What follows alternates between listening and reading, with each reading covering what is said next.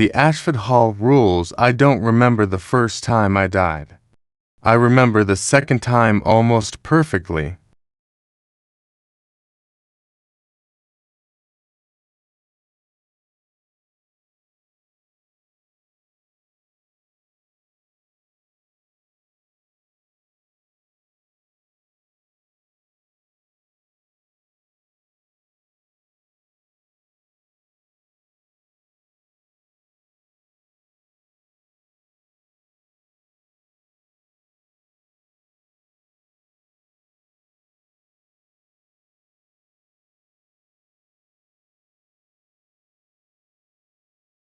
It began at 10:52 on a Thursday night in room 404 of Ashford Hall, when Marcus Hale looked up from his laptop and told me someone was walking outside our window. I laughed because we lived on the fourth floor. Marcus didn't.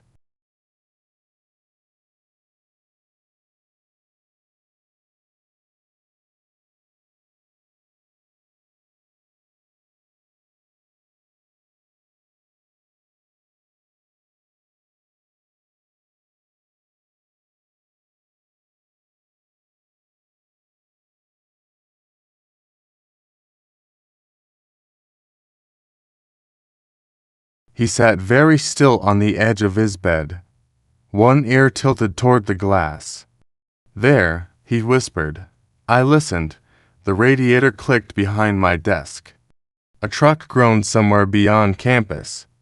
Someone laughed on the sidewalk below. Nothing else.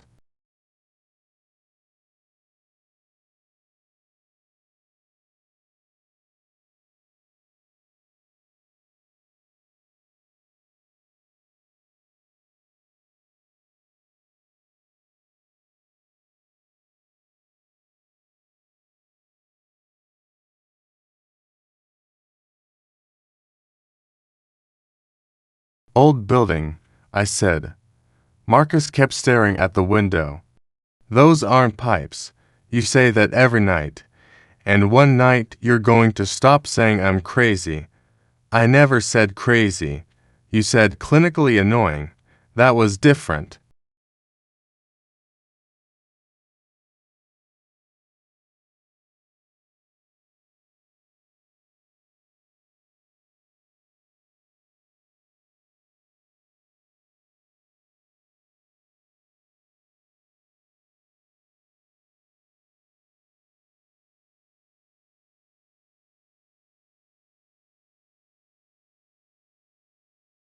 He almost smiled. Almost. Ashford Hall was the oldest residence building at Wexler University, a 4-story brick box with narrow windows, bad heating, and hallways that always smelled faintly of wet carpet.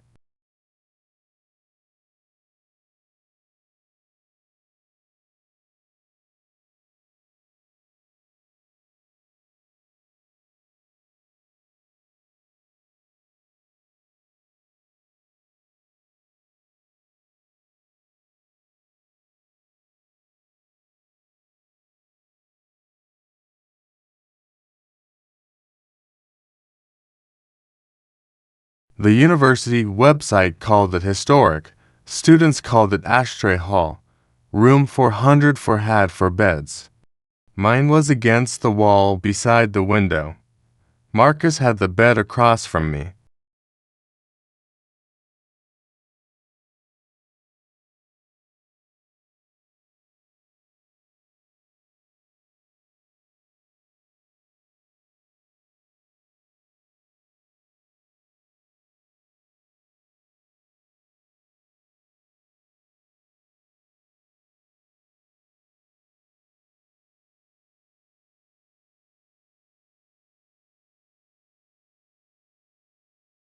Ryan Mercer had moved into an off-campus apartment 3 weeks earlier after one argument to many with Marcus. Chloe Bennett had the bed nearest the door. She wasn't there that night.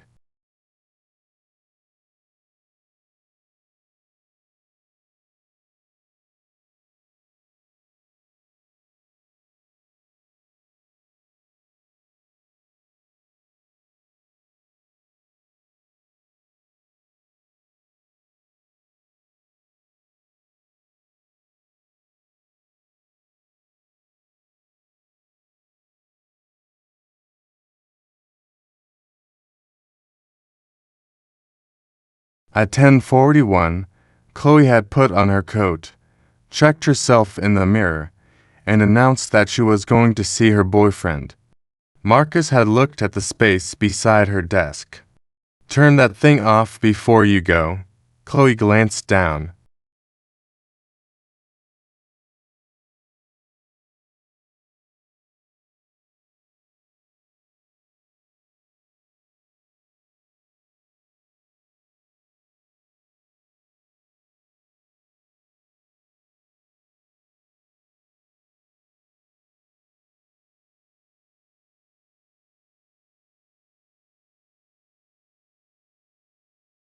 A small electric space heater hummed beside her chair.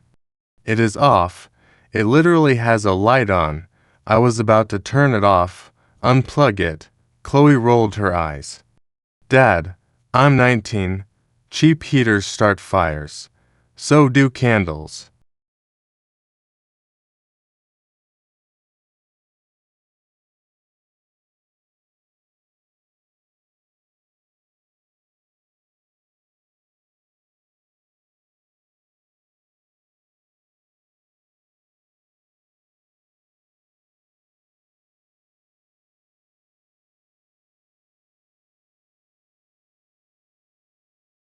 "Ethan has candles. They're decorative. They're still candles." I raised both hands. "Leave me out of the domestic dispute." Chloe laughed. She bent under the desk. I heard a plug come free. "There, happy." Marcus muttered something.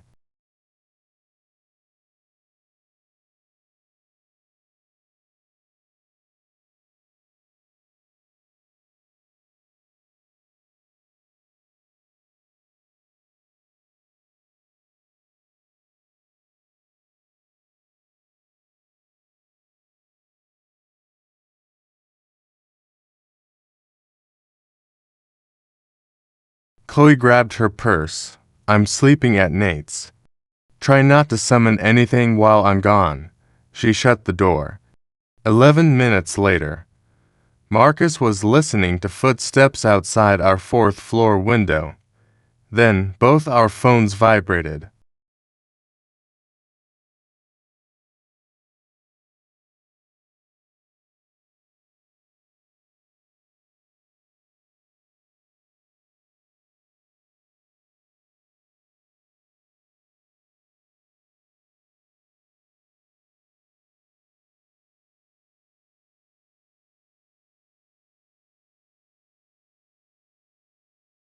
Not a normal text. My screen lit up with a notification from Ashford Hall resident group. There was no sender. "Get into your assigned bed before 11 p.m. Do not leave your bed until further instructions."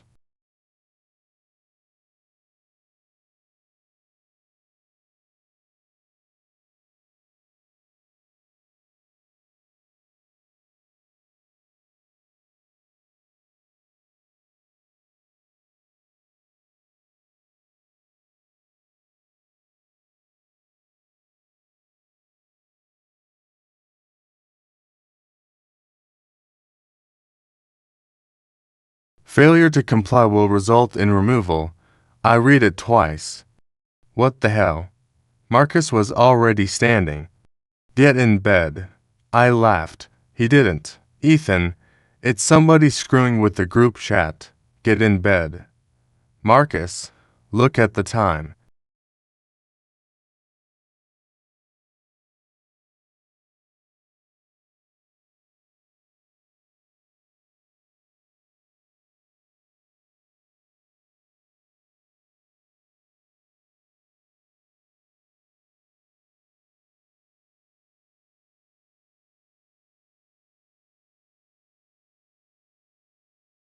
"10:58 p.m.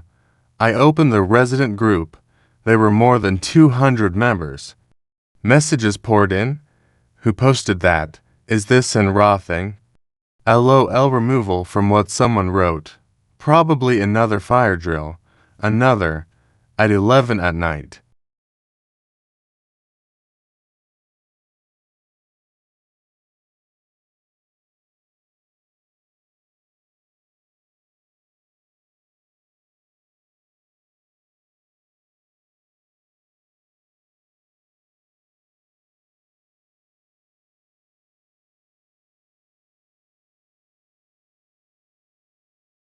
Marcus crossed the room and locked the door. What are you doing? Locking it. The message didn't say anything about the door. Not yet. I looked at him. What does that mean? Marcus didn't answer. I called Chloe.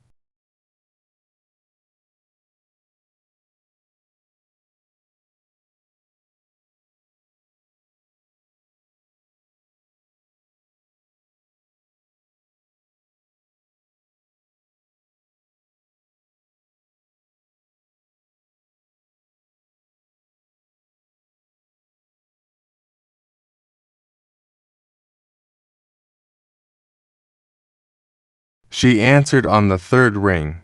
Music played behind her. Hey, where are you? At Nate's. Did you get the message? What message? I put her on speaker. Marcus moved closer. The Ashford group, I said.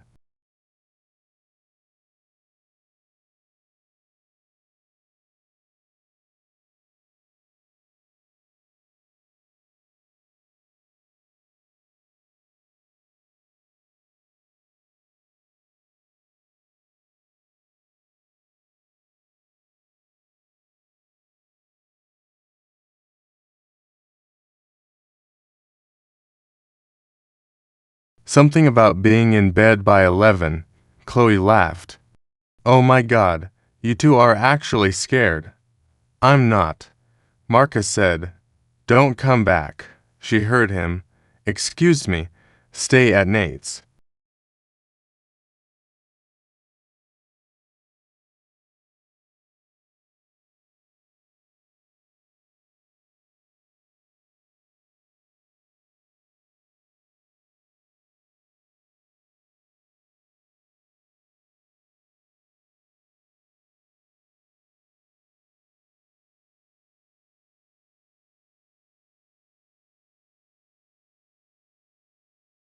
You just told me 10 minutes ago I didn't sleep out. That was before. Before what? Marcus looked at the window. Just stay there. Chloe groaned.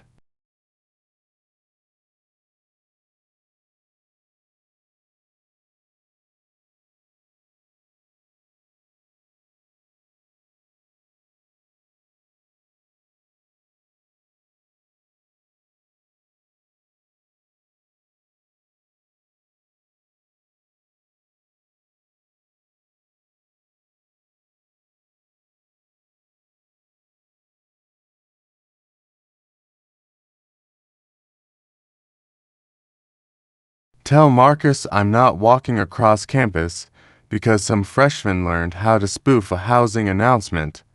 Marcus took the phone. Chloe, promise me you won't come back after 11. Why? Just promise. Silence. Then Chloe sighed.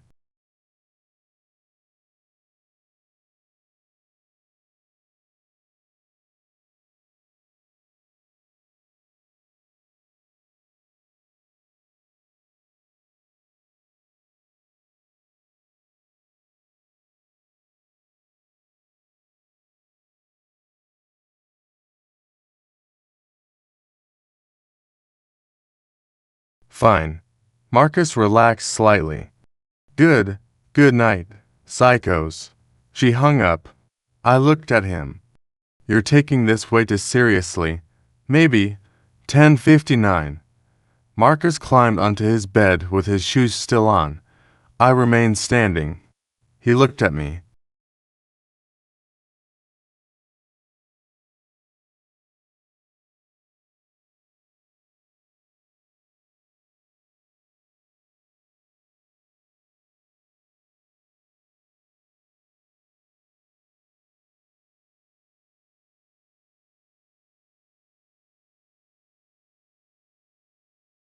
Ethan, I'm not obeying an anonymous text. Then sit on the bed and disobey it from there. I smiled despite myself. That doesn't make sense. Neither does dying to prove a point. 10 hours 59 minutes and 37 seconds. Someone ran down the hallway outside.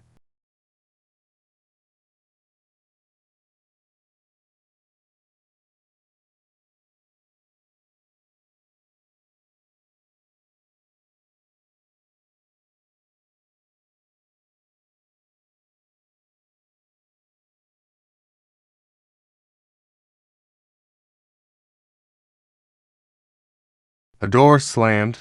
Laughter. A guy shouted, "Everybody get in bed. The ghost police are coming." More laughter. Marcus didn't blink. 10 hours 59 minutes and 51 seconds. I sat down. 10 hours 59 minutes and 54 seconds. Happy. No. 10 hours 59 minutes and 57 seconds. I pulled my feet onto the mattress.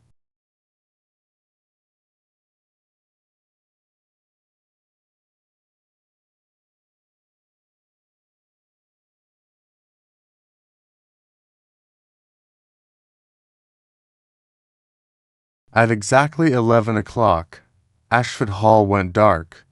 Not just our room, everything. The hallway light beneath our door vanished. The street lamps outside our window went black. My laptop died even though its battery had been above 70%.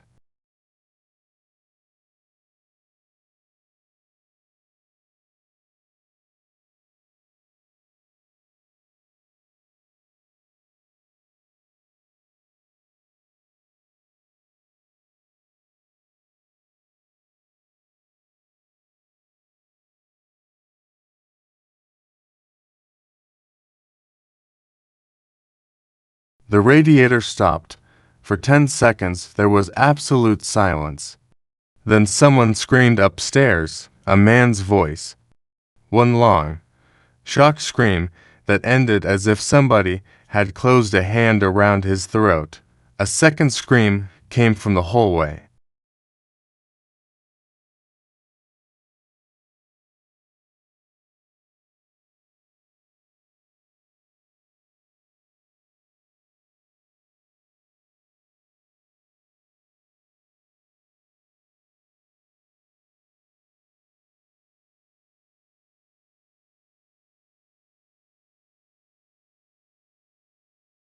Then a woman yelled, "Something's in here." Doors slammed. Someone ran. Another voice shouted, "Don't get up." The footsteps stopped. A heavy impact hit a wall, then silence returned. My phone vibrated in my hand. Marcus's did the same.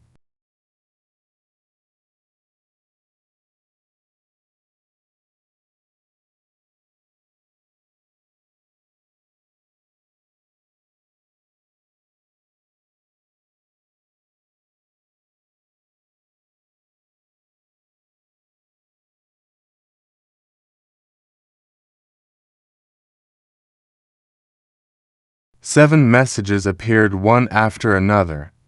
The Ashford Hall Rules. Rule 1. Remain quiet after lights out. Rule 2. Never allow an unassigned resident into your room after 11 p.m. Rule 3. Lock all doors and windows before lights out.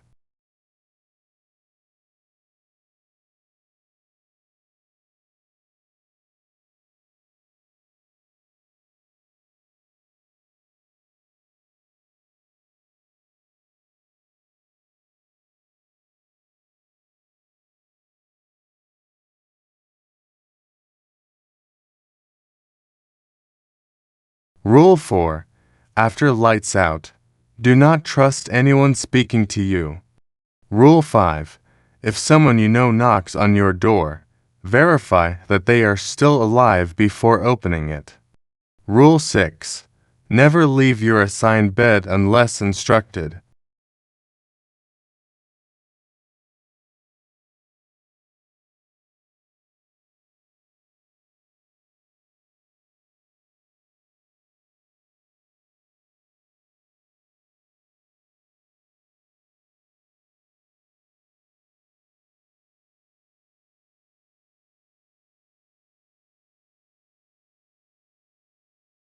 Rule 7.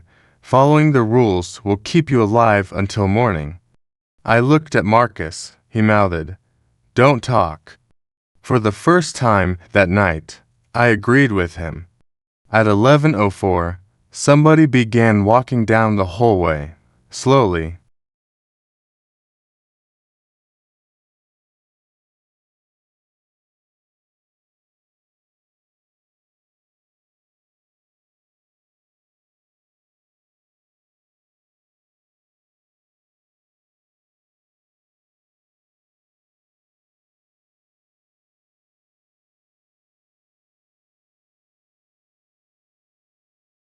One step every few seconds.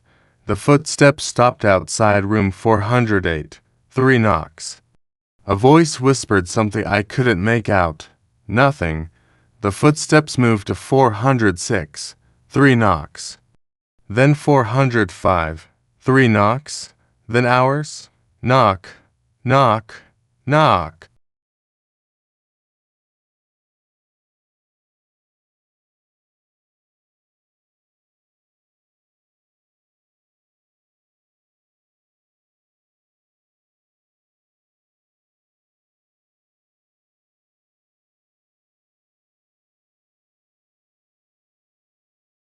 My phone was suddenly slick in my hand.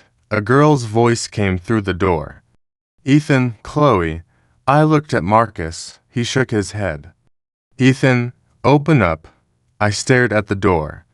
Chloe sounded irritated, not frightened, normal.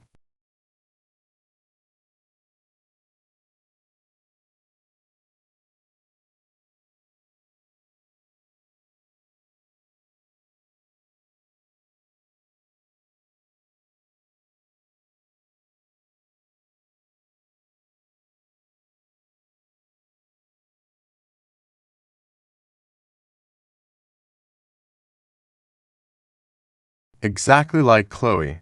She knocked again. Nate's rock kicked everyone out. I left my key in my bag.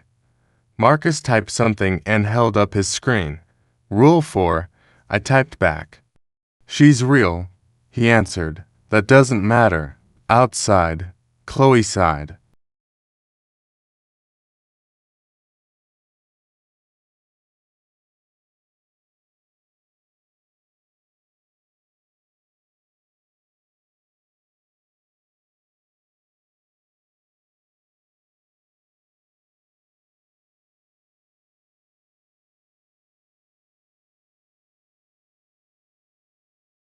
Seriously, I know you're awake.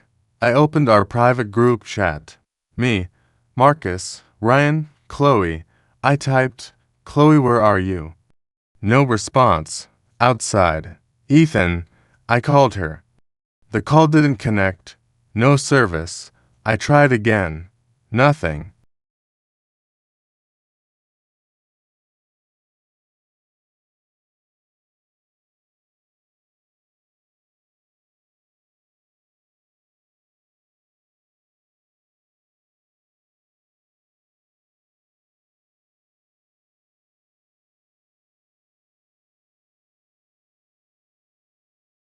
Marcus pointed toward the Ashford group. Hundreds of messages were appearing. People were posting names, room numbers, questions. Then an account called Ashford Residents posted a list.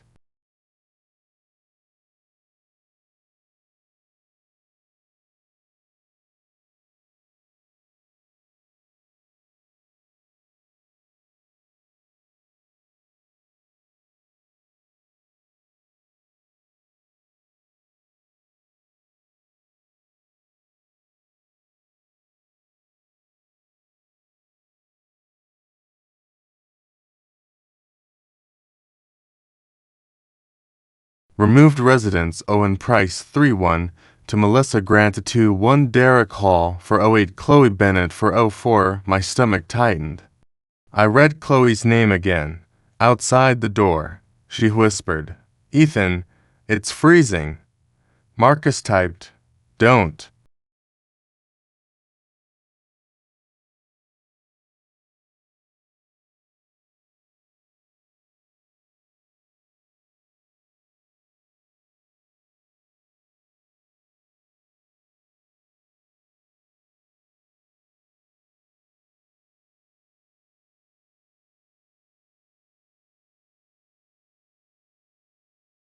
I wanted to believe the list was fake. I wanted to believe the whole thing was some coordinated prank, that Derek from 408 would open his door in the morning and laugh at all of us. Then Chloe said something no prankster should have known.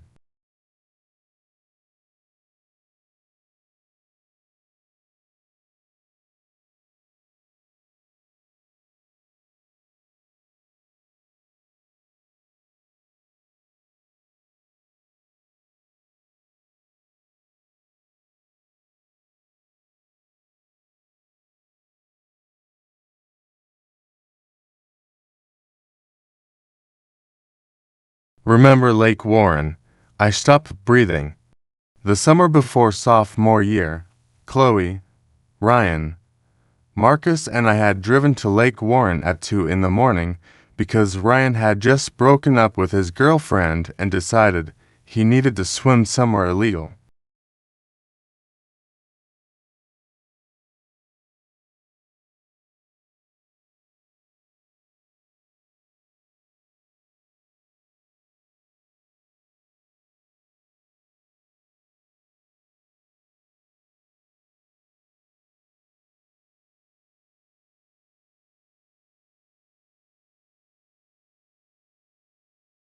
Chloe had lost one shoe in the mud. Nobody else knew. You promised you'd never leave me outside again, she said. Marcus watched me. I slid one foot toward the edge of the mattress. He shook his head violently. Outside, Chloe began crying.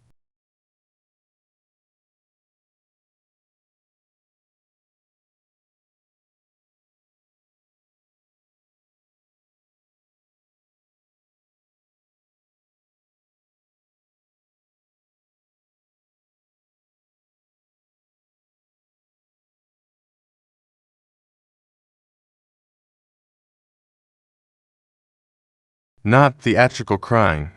Small, embarrassed breaths. Please, my foot touched the floor. Marcus slapped the wall. I looked at him. His face had gone pale. He pointed toward the window.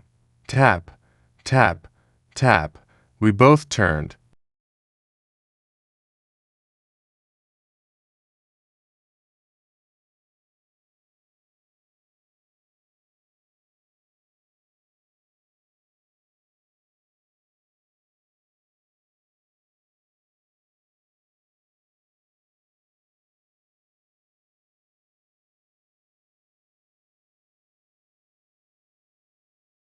Room 404 was for floors above the lawn.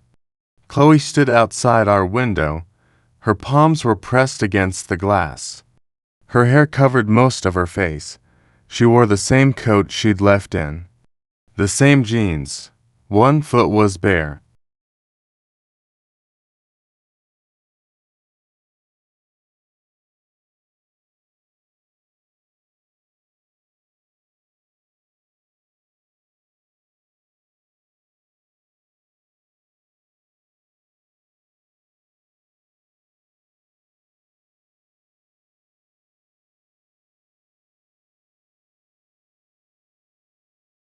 The other still wore a white sneaker. Lake Warren, the missing shoe. My mind couldn't make the image fit. The Chloe outside our door stopped crying.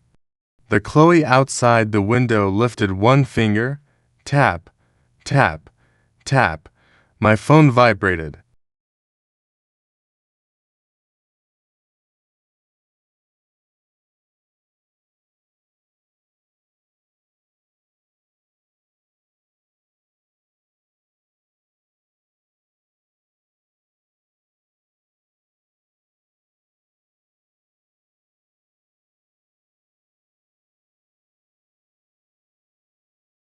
New rule: do not acknowledge anyone outside the windows. I looked down immediately. My pulse hammered in my ears. A few seconds passed. Then 10. I raised my eyes. The window was empty. I turned toward Marcus. His bed was empty too.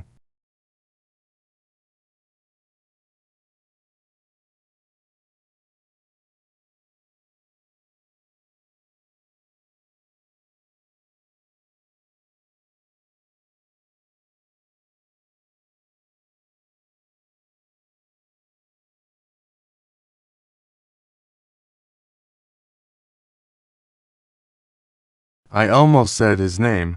Then I saw him. Marcus stood between our beds, barefoot.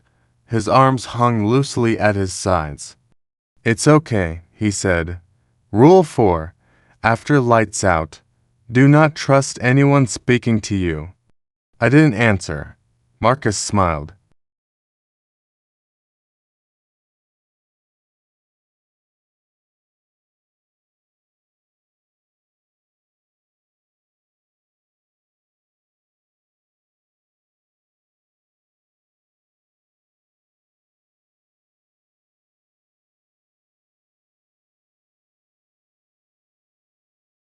Seriously, Ethan, it's okay.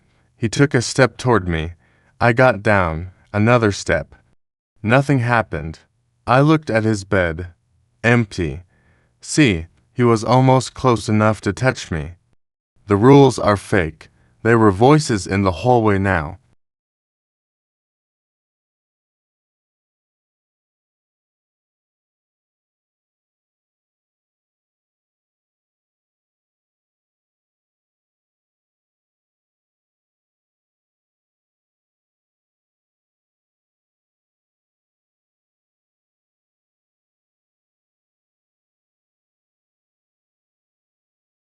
Doors opening, people talking, someone laughing.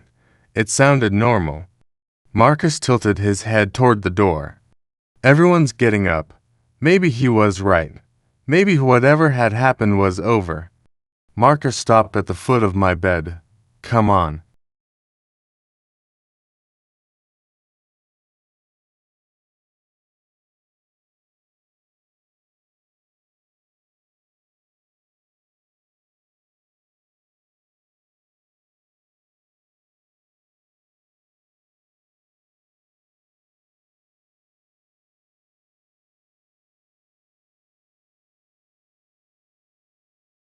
My phone vibrated. Private message. From Marcus Hale. Don't talk. Don't move. I'm still in bed. My eyes moved slowly toward Marcus's mattress. The blanket was pulled over what I had assumed was a pile of pillows.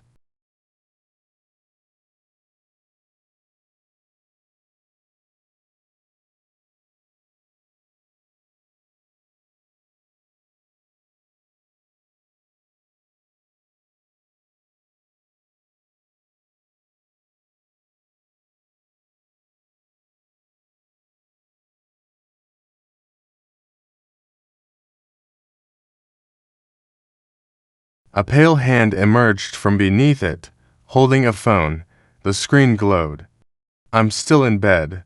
I looked back at the Marcus standing in front of me. His smile was gone. For several seconds neither of us moved. Then he tilted his head, too far.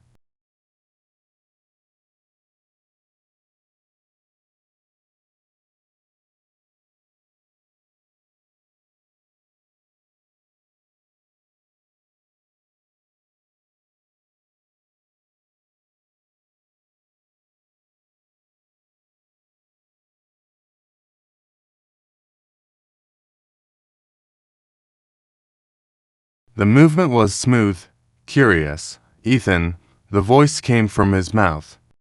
But another voice whispered from beneath the blanket. Don't. The standing Marcus stepped backward. One step, then another. The darkness behind him seemed to open.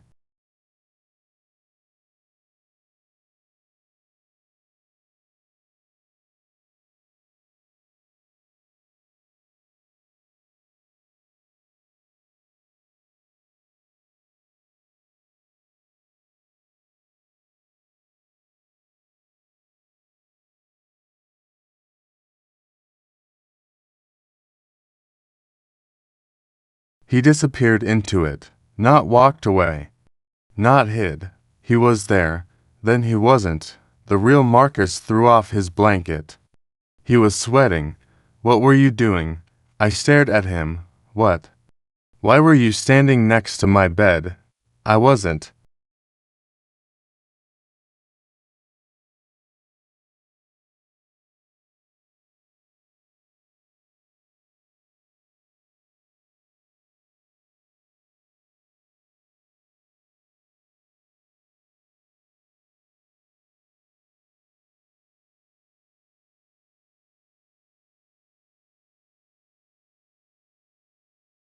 Yes, you were. No, you were looking at me. Marcus, I was here. He grabbed his phone. His hands shook so badly he almost dropped it. He opened the camera roll. There was a photograph taken less than a minute earlier.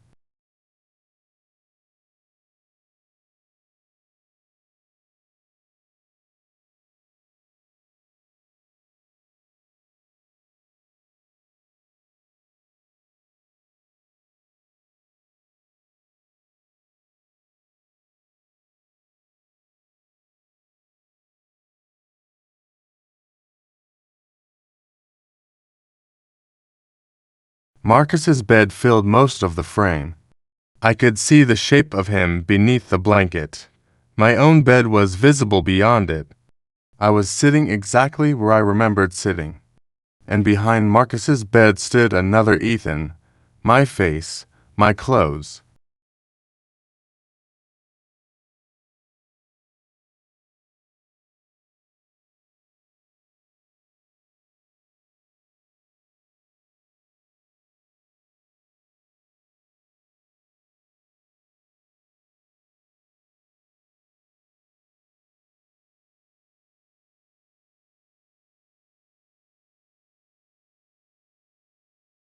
My body. The other Ethan was looking directly into the camera, smiling.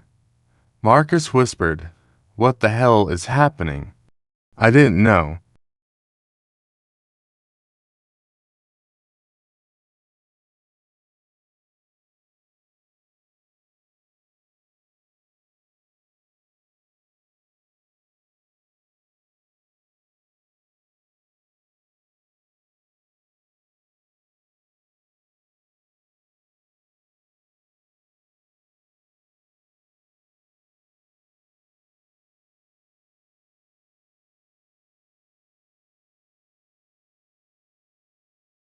At 11:12, the red emergency light above our door came on. The hallway remained dark. The resident group stopped updating. Marcus and I stayed on our beds. Neither of us wanted to test Rule 6. I tried 911. No service. Campus police.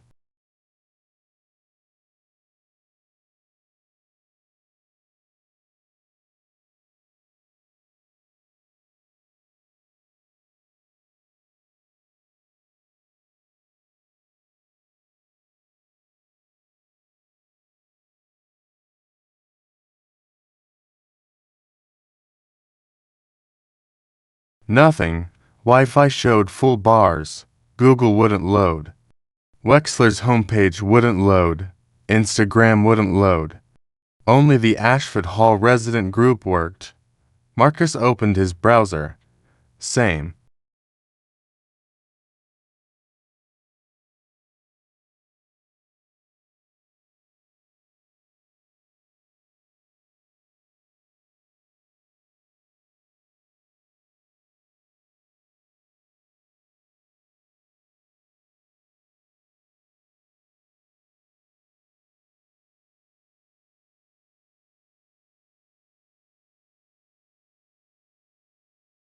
I looked toward the fire extinguisher beside our door. Its inspection tag swung slightly. There was no air moving. I squinted. October 2006. They haven't inspected that thing in 20 years. Marcus looked at me. What?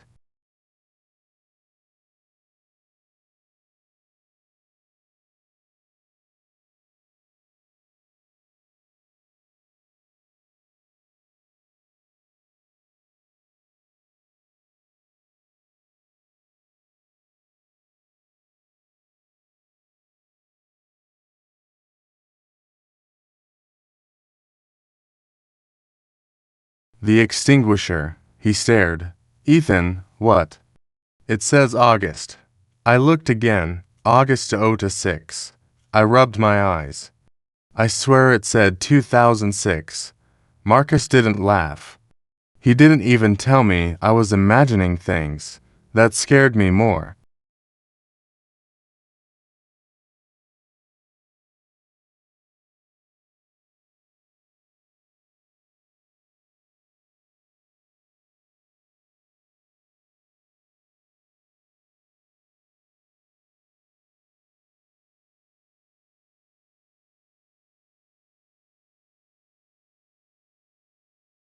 At 11:18, our phones vibrated.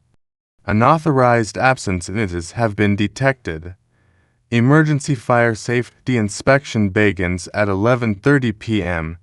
Temporary inspection rules: all assigned residents must be present.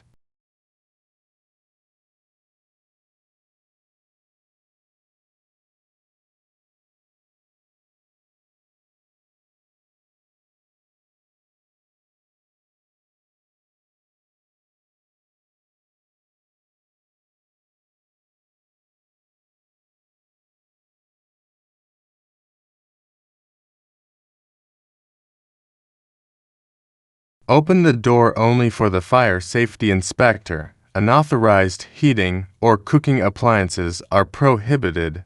Do not trust anyone wearing white during inspection. Inspection ends at midnight.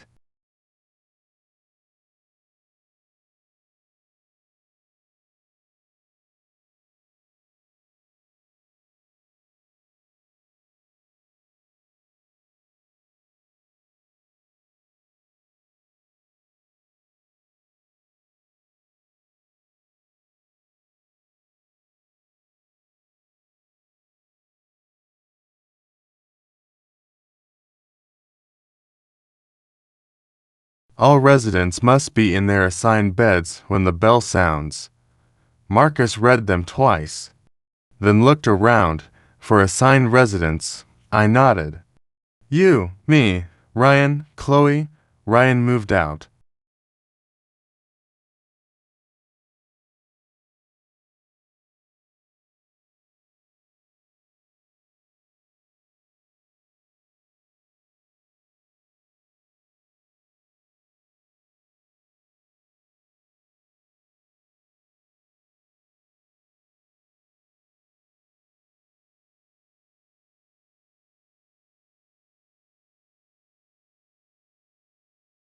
University housing still had him assigned here last month.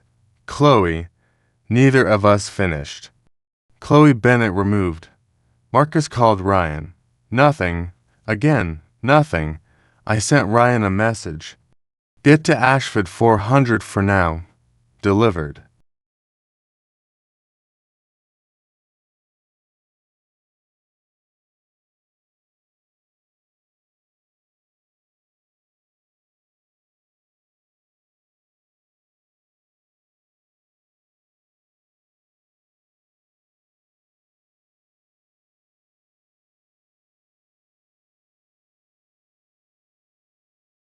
That made no sense. Nothing else connected. At 11:21, Ryan replied. Why? I typed, just come. Marcus took my phone. Fire inspection. Housing still has you assigned here. Ryan. Are you drunk? Marcus. Come now. No response. 11:23. 11:25.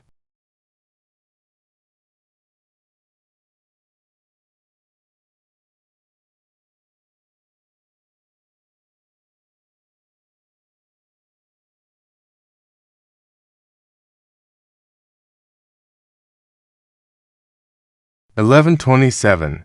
The hallway remained silent. At 11:28, someone knocked. 3 quick knocks. Open up. Ryan. Marcus and I looked at each other. Ryan knocked again. Guys, seriously. I approached the door. Marcus whispered, ask him something.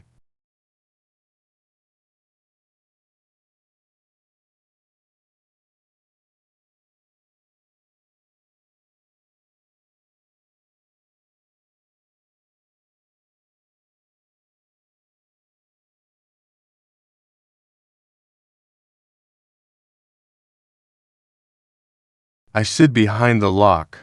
Lake Warren. Ryan sighed. Oh, come on. What happened? Chloe lost her shoe. What did you do? I jumped off the dock naked because I was drunk and depressed. Correct. Marcus still looked uncertain.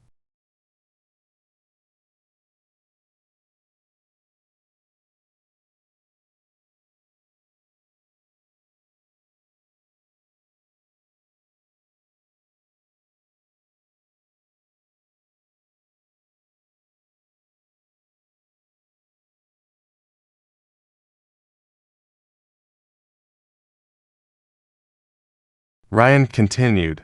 You two promised never to mention it again. Now open the damn door. I reached toward the lock. Marcus caught my arm. He pointed toward the peephole. I looked. Ryan stood outside. Wet hair. Jeans. Sneakers.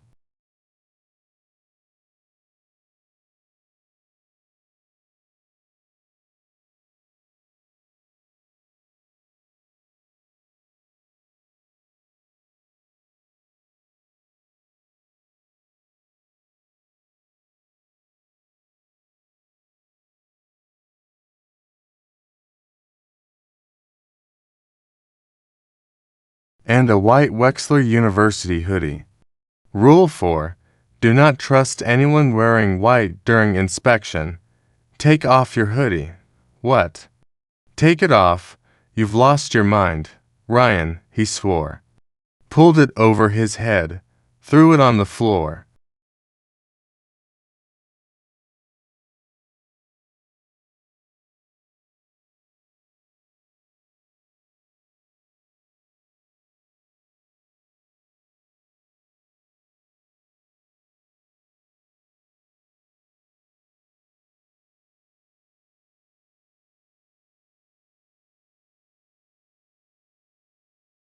Underneath was a black t-shirt.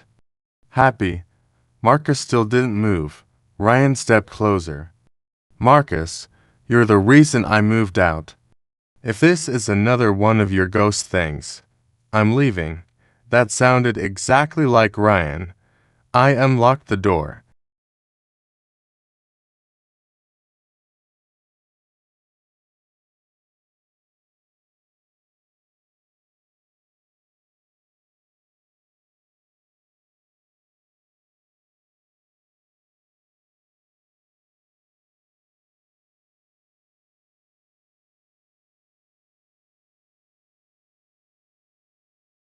He stepped inside. Nothing happened. No scream. No darkness. No invisible force dragged him away. Ryan picked up his hoodie. What is wrong with you two? Marcus showed him the rules. Ryan read the screen. Then frowned. What rules?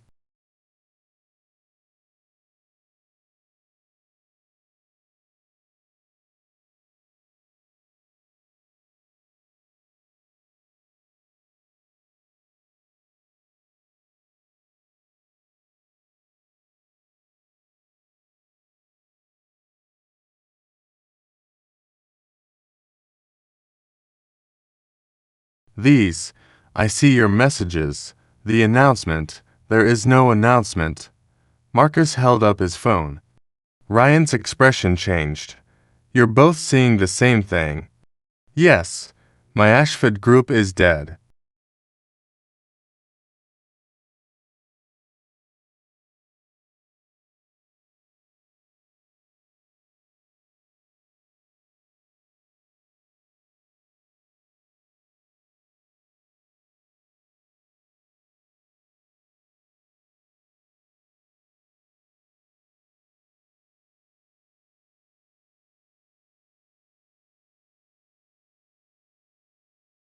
Nobody's posted in it since I moved. Knock. Knock. Knock. 11:30 p.m. A man's voice came from the hallway. Emergency fire safety inspection. Ryan stared at me. You have got to be kidding. I checked the peephole.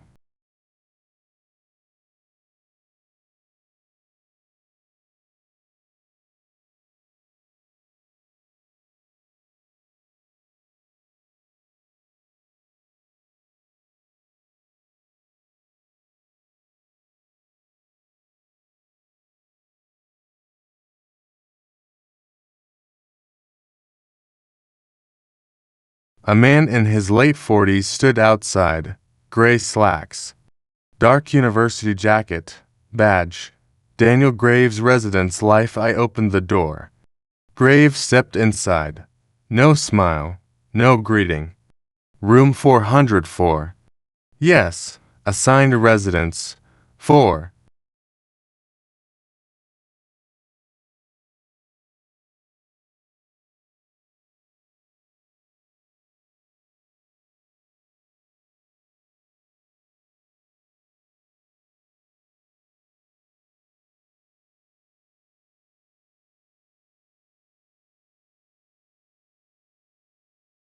He looked at me, then Marcus, then Ryan, then toward the empty corner beside Chloe's bed. 1. His eyes moved. 2. Then the empty corner. 3. Then another empty part of the room. 4. Ryan looked at me. My skin went cold.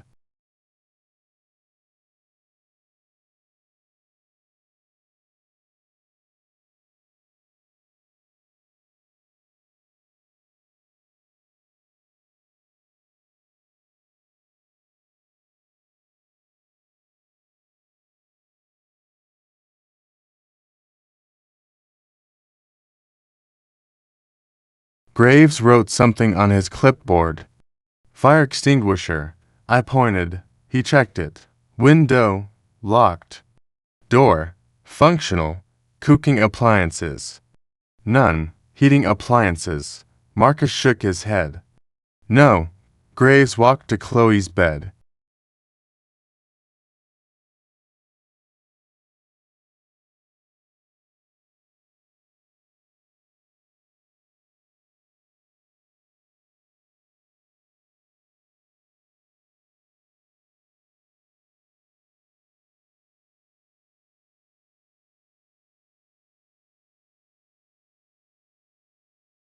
He crouched, reached underneath, and pulled out a small space heater.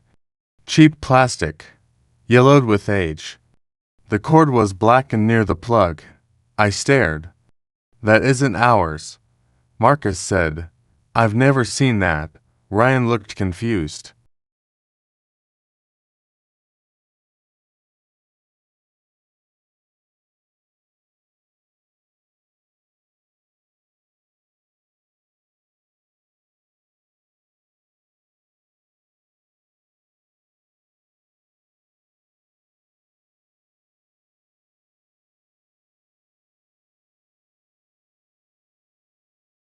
Chloe had a heater.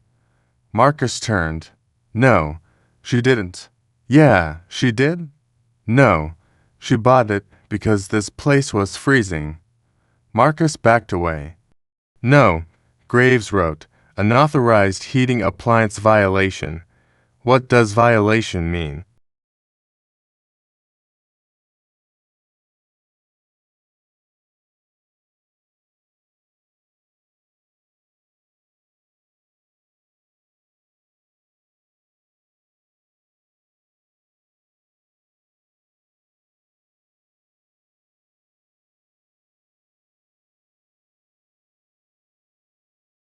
I asked. Graves looked at me. His eyes weren't black. They weren't empty. They were simply tired. It means this room failed inspection. What happens now? He looked at the clock. 11:34. You have until midnight. For what?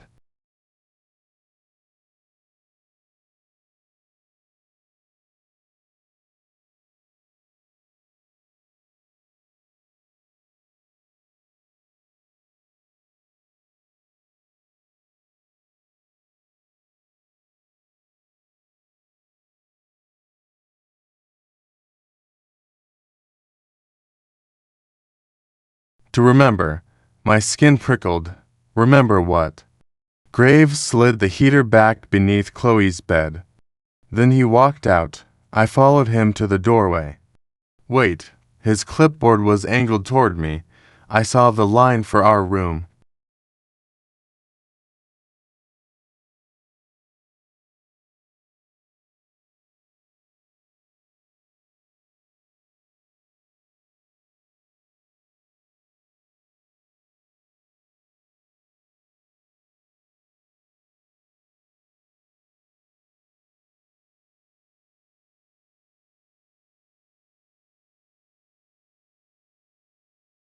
Room 400 for occupancy.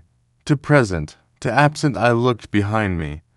Marcus, Ryan, me, 3 people. Mr. Graves. He stopped. You counted 4? Yes. Your sheet says 2. Yes. Which 2? He looked at me, then down the dark hallway.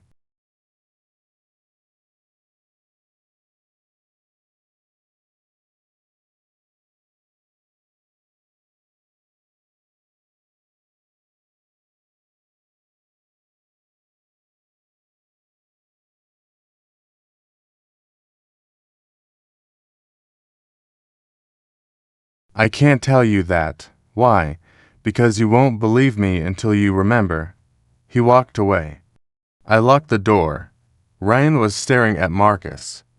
Marcus was staring at Ryan. One of us isn't here, I said. Ryan laughed once.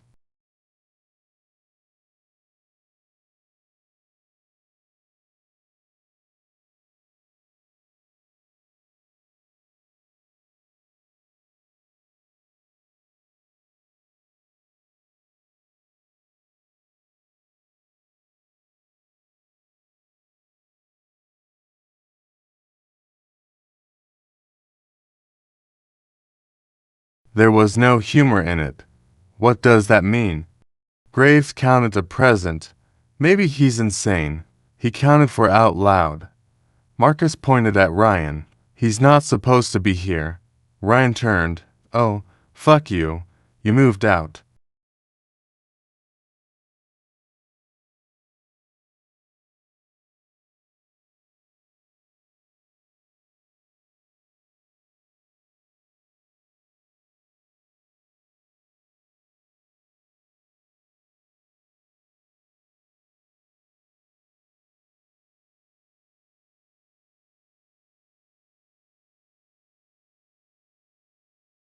I came because you called me. You don't see the rules. Because I don't live here anymore. You wore white. It's a hoodie. The rule. The rule came from an anonymous account that only you can see. Ryan stepped toward me.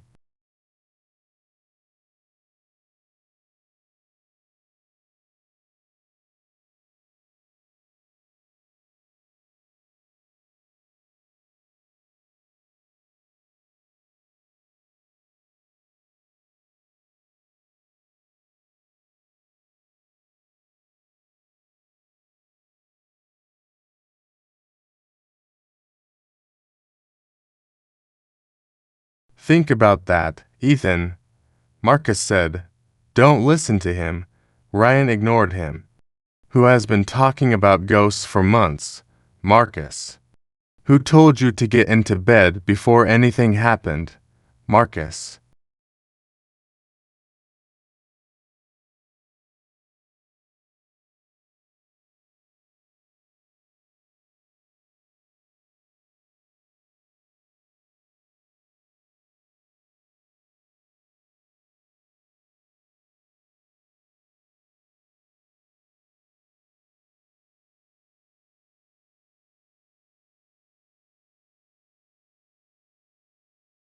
Who keeps telling you which rules to obey? Marcus. Who convinced you Chloe was dead? Marcus shouted. I didn't post her name. Ryan pointed at him. You wanted me out of this room. I wanted you to stop making fun of me.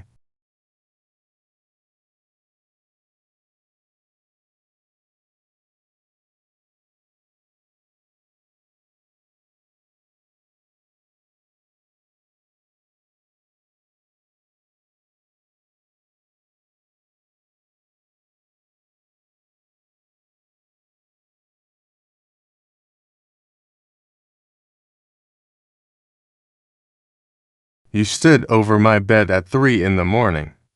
Marcus froze. I looked at him. What? Ryan laughed nervously.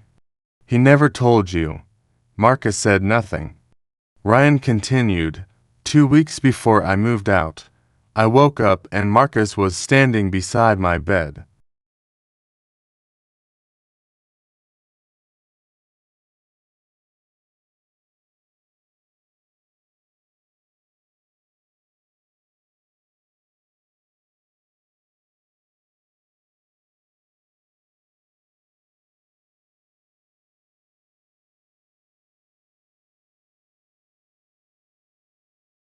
I wasn't. That's exactly what you said.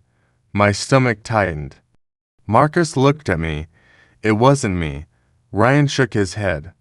Of course it wasn't. Marcus grabbed his phone. Look, he showed Ryan the photo. The second Ethan, Ryan stared.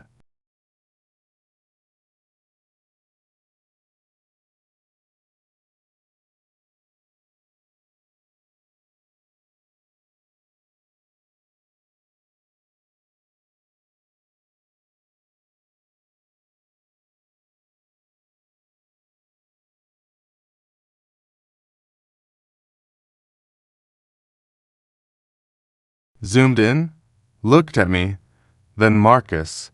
Is this edited? No. Ryan looked toward the dark corner behind Chloe's bed. What year is it? The question came out of nowhere. Marcus blinked. What? What year? Why? Answer.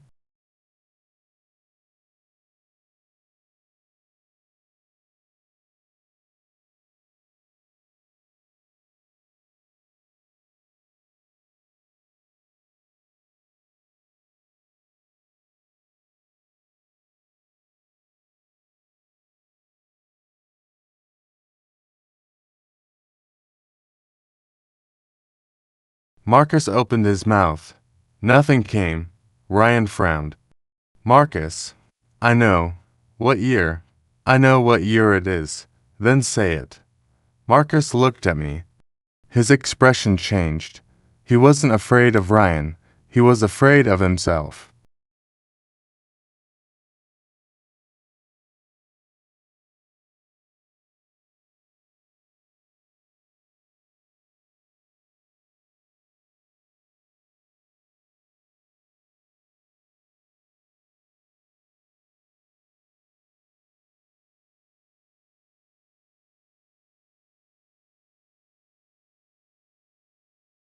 I don't remember. Ryan stepped backward. Jesus Christ. Marcus grabbed his phone. The lock screen displayed the date. He stared at it. August 2026. Ryan shook his head. You had to read it. Marcus looked sick. I tried to laugh.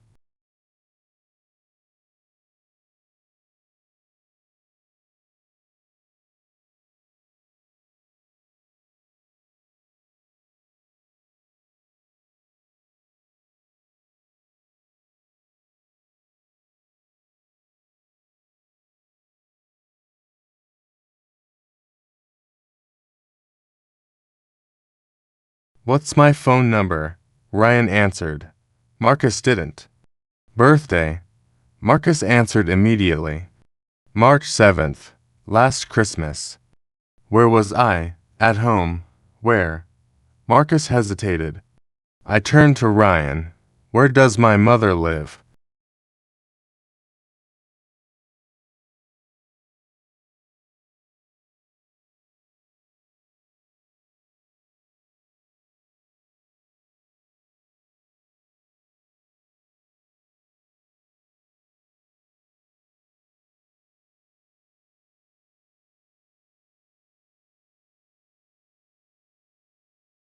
Ryan frowned. You went to your mom's. Where? Silence. I knew my mother. Of course I knew her.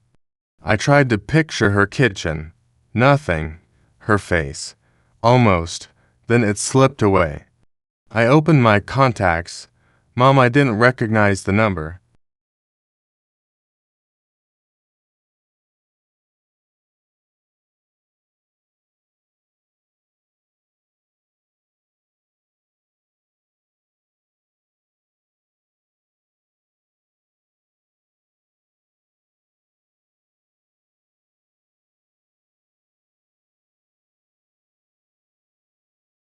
Ryan watched me. Ethan. I tried to remember my student ID. Nothing. My high school graduation. Nothing. The apartment I'd supposedly lived in freshman year. Nothing. I had memories. Hundreds of them.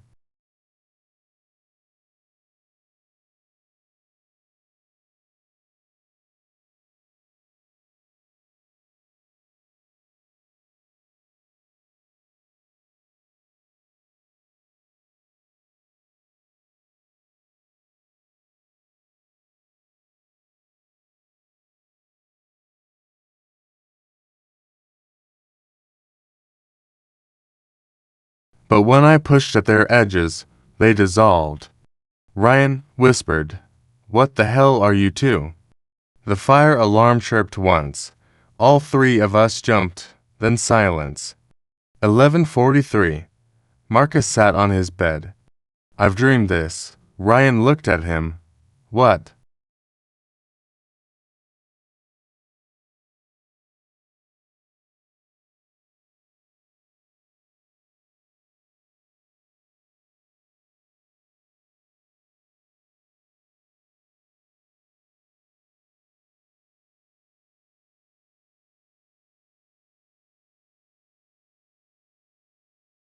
The heater. Marcus stared at Chloe's bed. I've seen it before. You lived here. No, he shook his head. Not like that. He pressed both hands against his temples. Smoke. I smelled it. Very faint.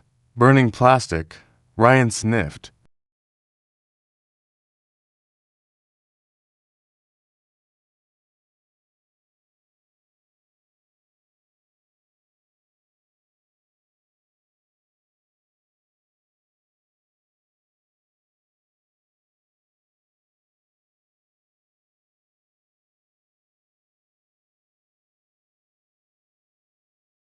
You smell that?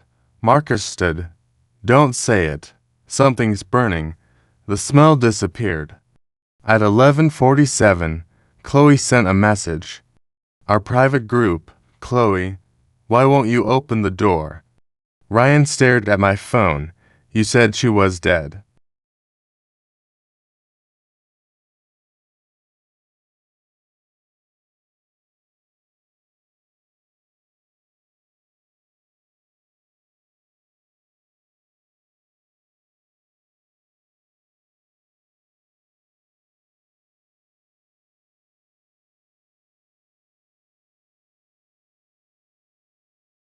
I don't know, Chloe. I'm cold. Marcus typed, don't answer. Chloe replied instantly.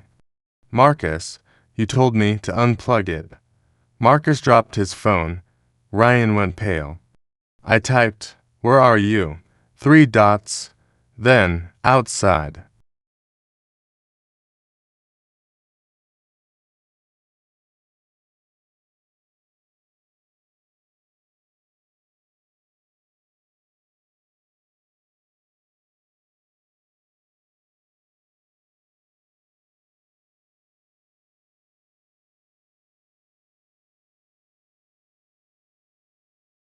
A knock came from the window.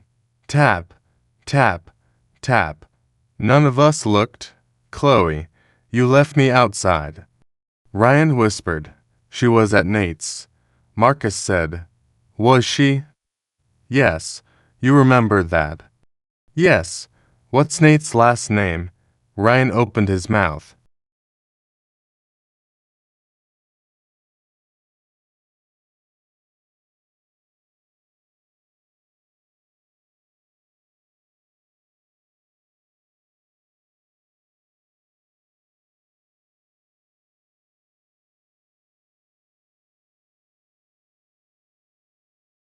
Nothing. Marcus looked at me. You remember Lake Warren? Yes. When? Last summer. What year? I couldn't answer. Ryan swore. Stop doing that. At 11:52, the resident group began filling with messages again. Hundreds.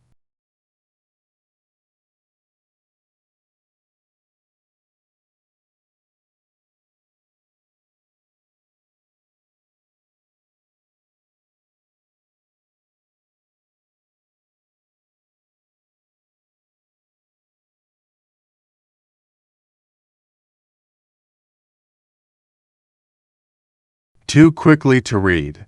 Then I realized they weren't new. They were old. Fire. Smoke on for call 911 door stuck. Where is the raw get out, get out, get out, get out, get out. Then everything disappeared. One announcement replaced them.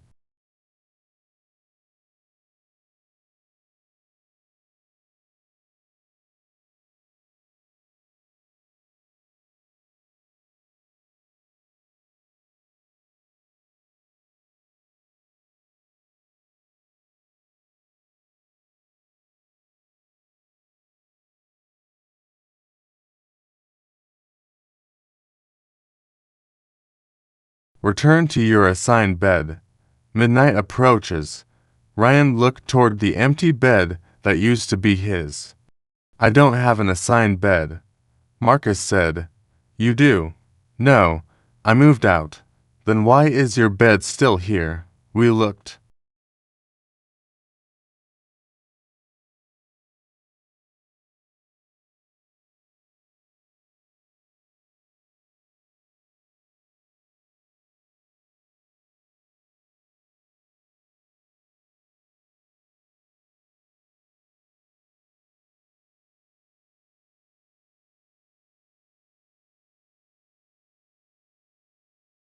Ryan's bed had always been there.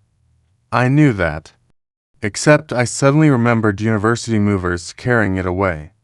Then I remembered Ryan sleeping in it yesterday. Both memories felt true. Ryan backed away. No, his mattress was made.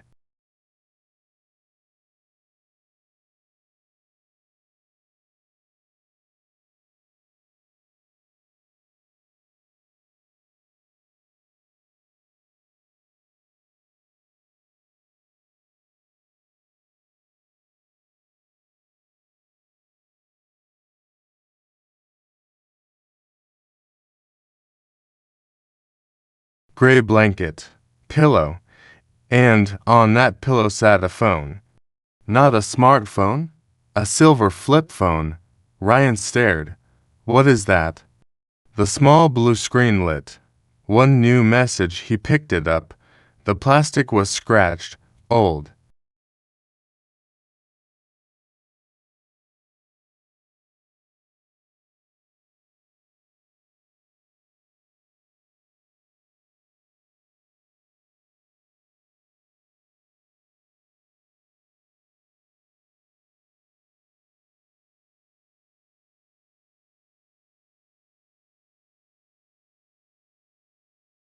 Ryan whispered, I had one of these. Marcus looked at him. When? Ryan's eyes filled with tears. I don't know. 11:56. I checked my smartphone. The screen flickered. For half a second it became another phone. Smaller. Thicker.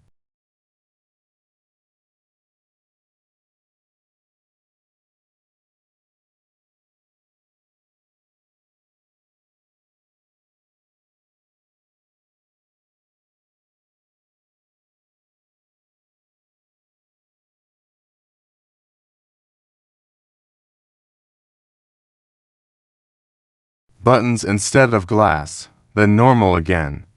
11:57. The space heater clicked. Orange coils began glowing.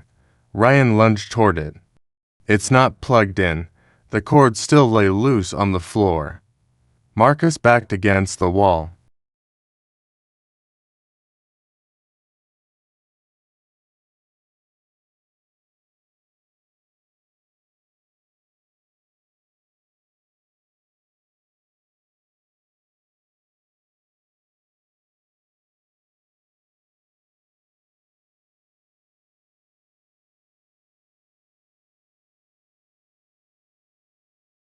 I remember that sound.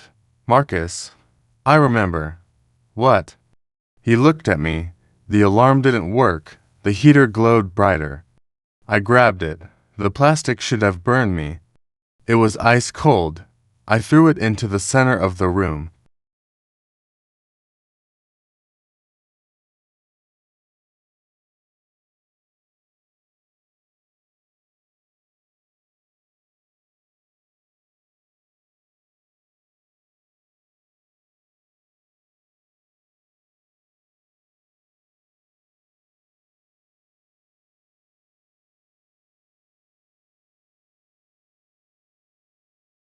Smoke curled upward.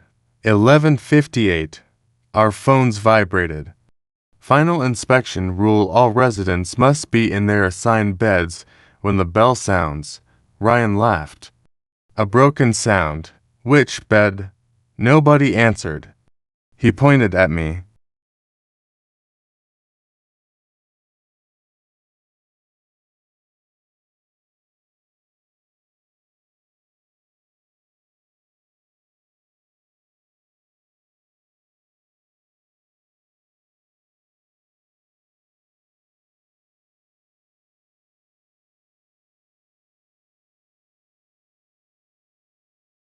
You don't know if you're alive. I said nothing. You don't know if I'm alive. No. He looked at Marcus. And we definitely don't know about him. Marcus almost smiled. Thanks. 11:59. The room changed.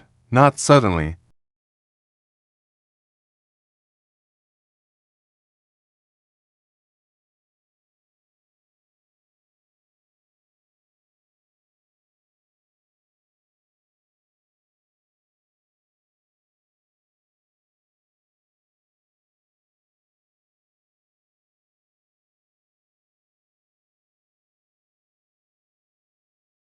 The paint faded first. White walls yellowed. Posters vanished. My laptop disappeared. A stack of burned C disappeared beside my desk. The modern lamp became an old metal one. The smoke detector above the door changed shape.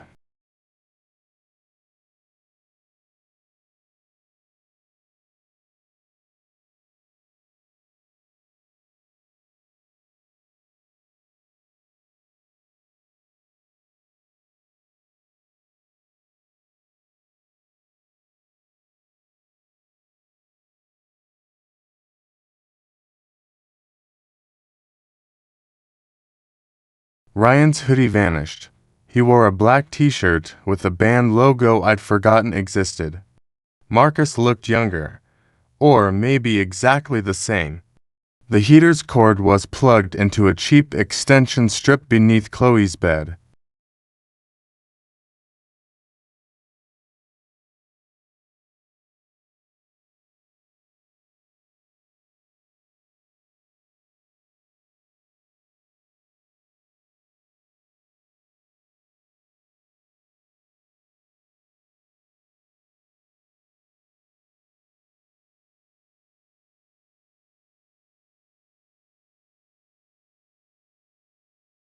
My smartphone became a silver flip phone. The date on the screen, OCT 12 2006. No. I whispered. Marcus began crying.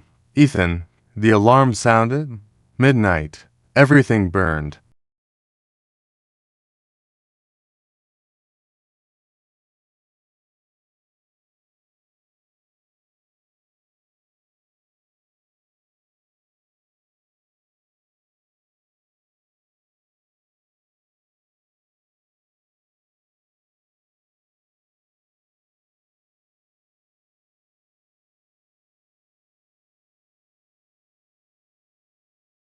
Flame rolled up the wall behind Chloe's bed. The extension strip spat sparks. Smoke hit the ceiling in a black wave. Ryan grabbed the fire extinguisher, pulled the pin. Nothing. It's dead. Marcus ran to the door. The handle wouldn't turn.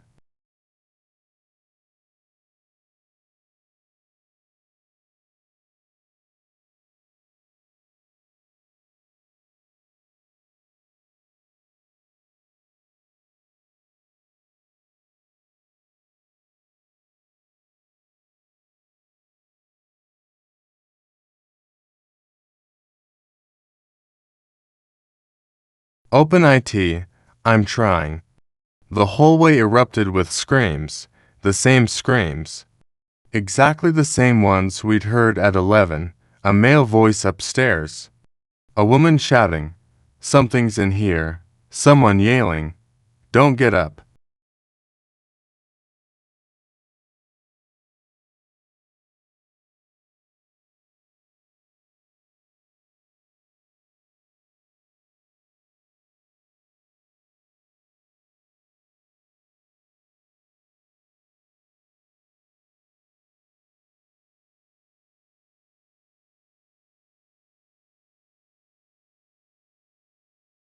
Then a body hit the wall. I knew the sequence before it happened. The loop wasn't predicting the fire. It was remembering it. Marcus turned toward me.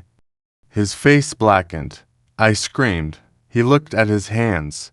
Skin peeled away.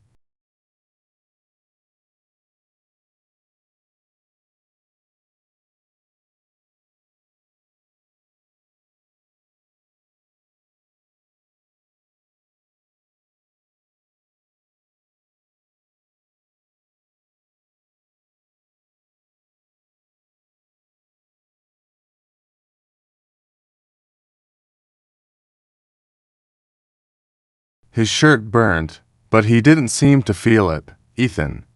His face became something charred and featureless. The burned figure, the thing I had been afraid of. I stumbled backward.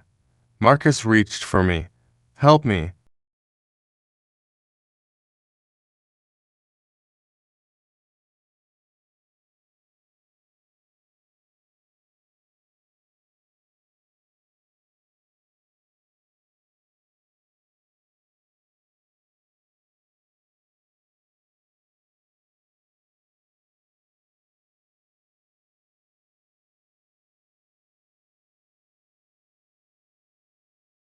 For 1 second I saw a monster, then the smoke shifted, and I saw Marcus as he had really been, a terrified 20-year-old with burns across both arms. Ethan, the window. Ryan smashed a chair against the glass. It didn't break again.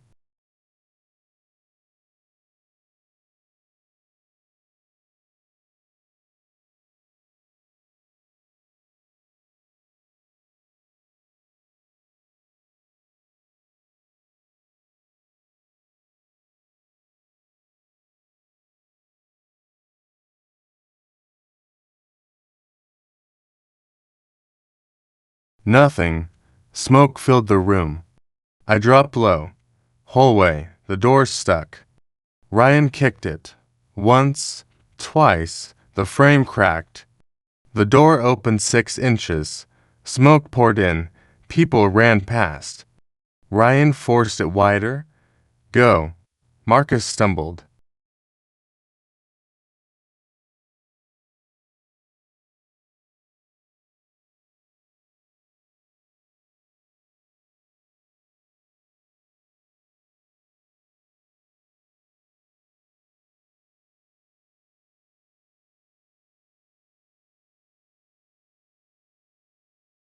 I grabbed him. His skin came away beneath my fingers. He screamed. Memory hit me. This had happened. I had held him exactly like this. I had smelled burned hair. I had heard Ryan shouting. I had known we were going to die. No.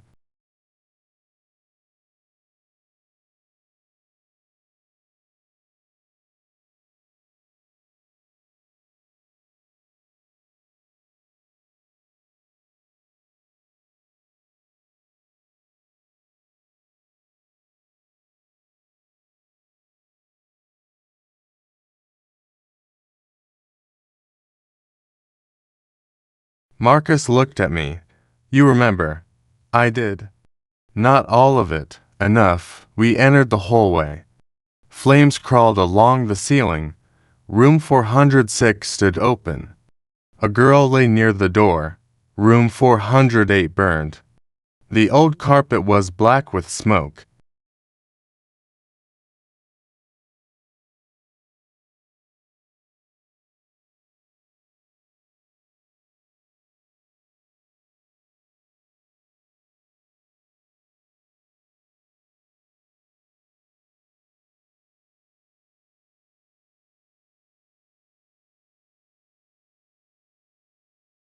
Students ran toward the stairwell. The exit sign flickered. Ryan shoved Marcus ahead. Move. We reached the corner. A ceiling panel collapsed between us. I fell. Ryan disappeared behind a wall of sparks. Ryan.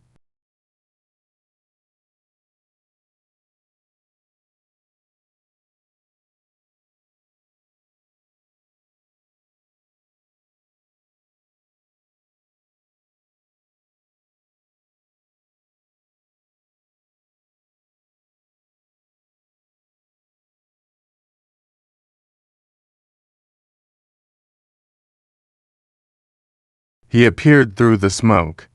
For one impossible second I saw 2 versions of him, Ryan now, and Ryan then. The second Ryan lay on the hallway floor beneath a fallen beam. Dead. Another memory crashed through me. Ryan had moved out. No!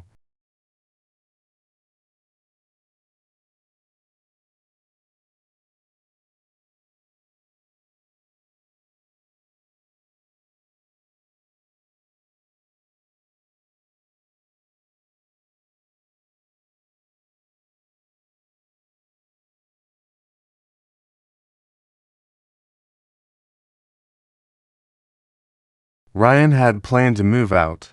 No, Ryan had come back that night because we'd called him.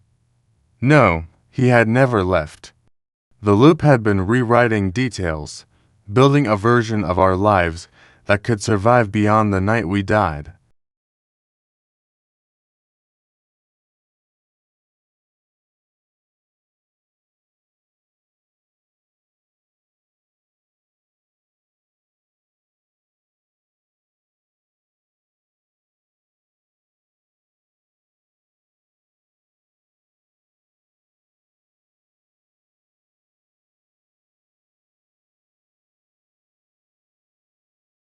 Ryan saw my face.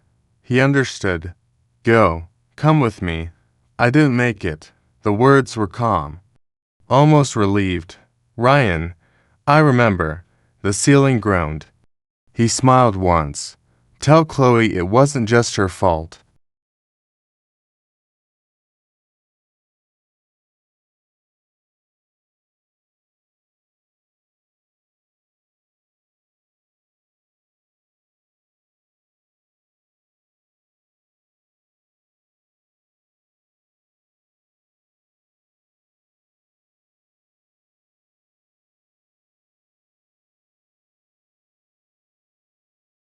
Then the hallway collapsed between us. Ryan vanished.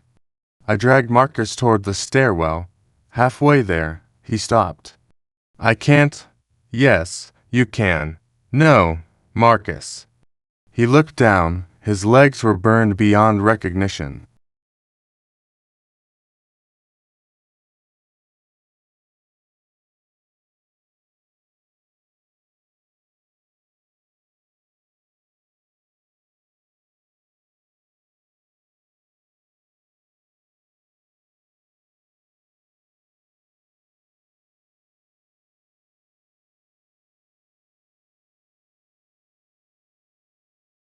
But that wasn't what stopped him. He was staring back toward room 404.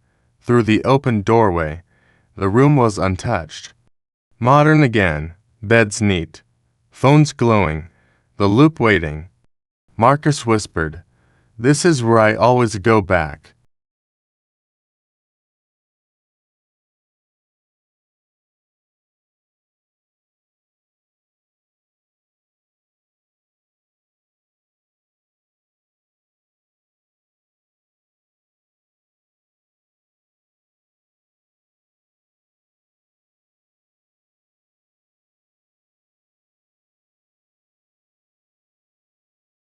I grabbed him. "Not this time," he shook his head. "You're the one who gets out." "What?" "I remember you running." "I died." "I know." The stairwell door opened by itself. Cold air moved through the smoke. Marcus pushed me toward it. "Go."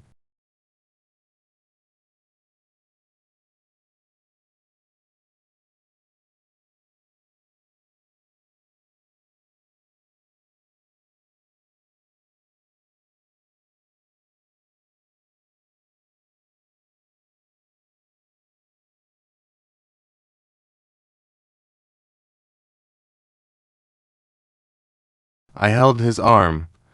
"I am not leaving you. You already did." The words hurt because I remembered. 20 years earlier, Marcus had collapsed in this hallway. Ryan had told me to run. I made it down one flight before the smoke took me.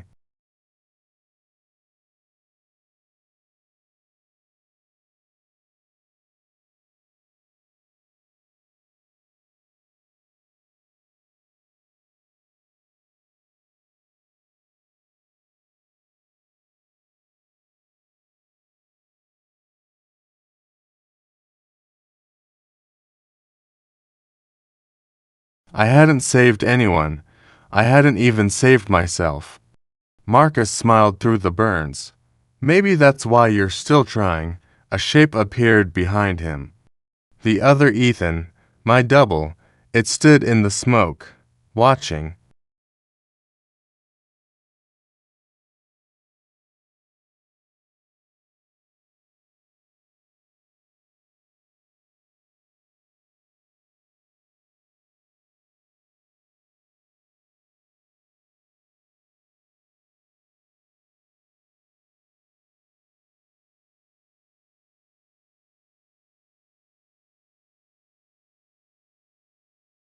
Marcus looked over his shoulder, then back at me.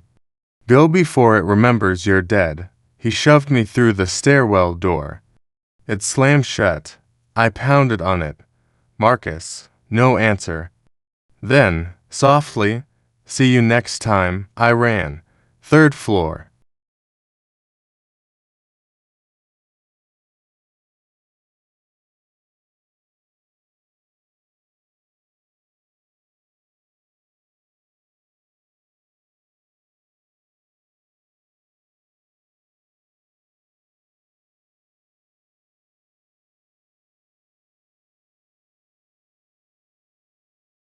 Second, first, every landing changed as I passed. 2006, 2026, 2006, 2026. Students appeared and vanished. Some were burning. Some carried modern backpacks. Some had faces I couldn't see. At the lobby, Daniel Graves stood beside the exit.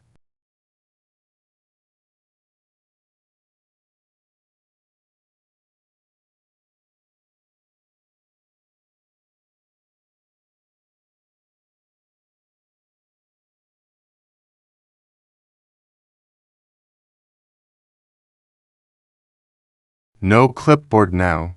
He wore a firefighter's coat. I stopped. Who are you? He looked toward the stairs. Someone who couldn't get all of you out. You were here? Yes, 20 years ago. He didn't answer. Did you send the rules? No.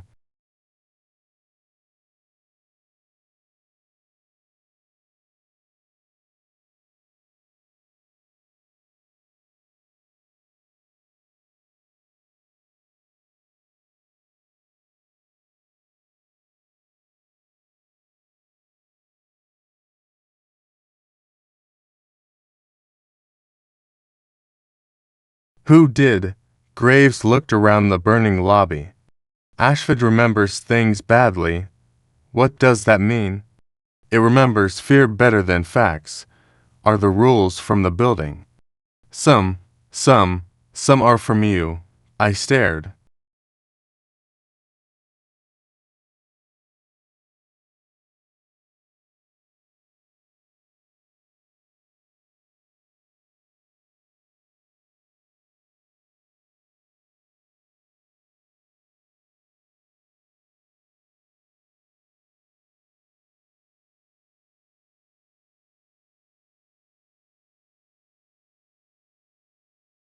The heater, the locked door, the beds, the inspection, pieces. Why?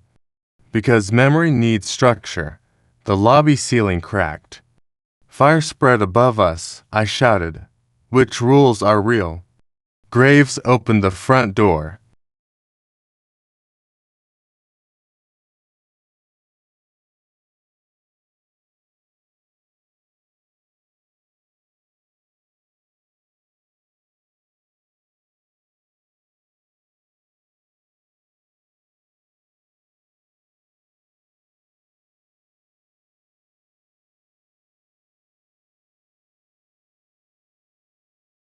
Cold night air rushed in.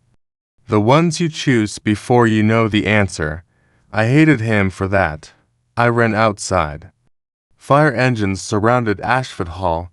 Red lights flashed across the lawn.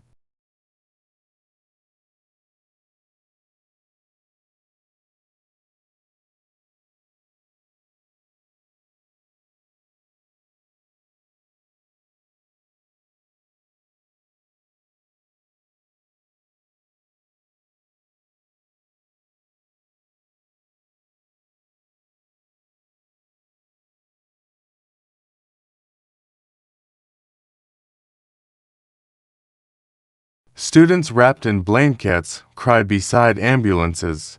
Police shouted. A firefighter ran straight past me without seeing me. I turned. Ashford Hall burned exactly as I remembered. October 12th, 2006. Then the sirens faded. The flames vanished.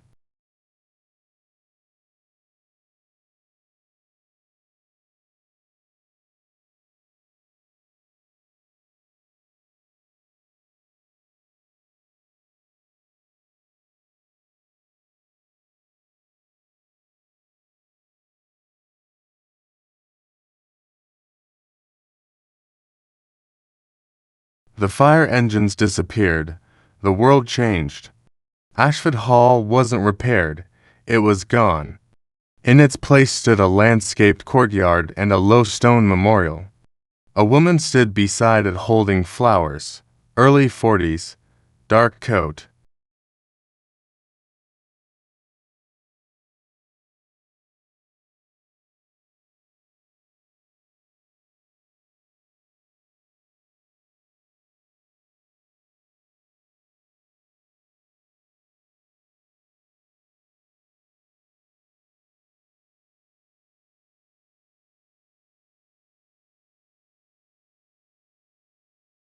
Brown hair streaked with silver.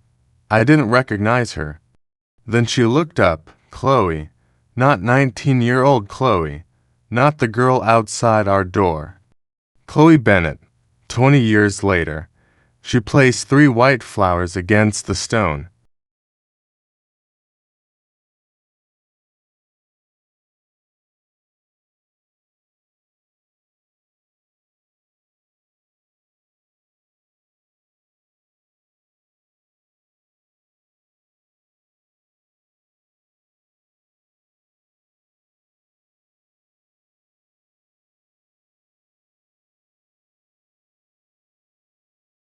Her hands shook. I walked toward her. Chloe. She didn't react. I stopped beside the memorial. In memory of the students lost in the Ashford Hall fire October 12, 2006, below it was a list of names. I found Ryan first.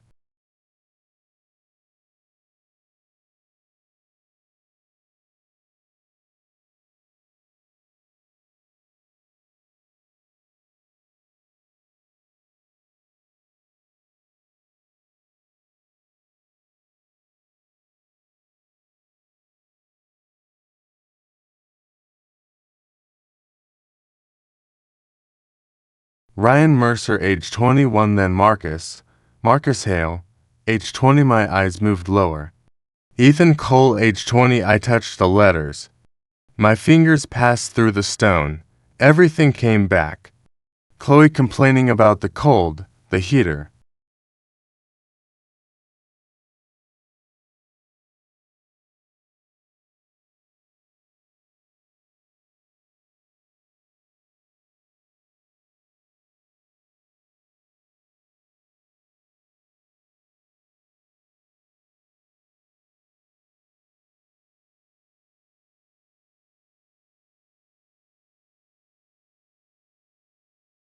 Marcus telling her not to use it. Ryan threatening to report it. Me laughing. Me telling everyone to calm down. Chloe leaving to scene 8. The heater still plugged in. The overloaded extension cord. The smell. The alarm. The stuck door.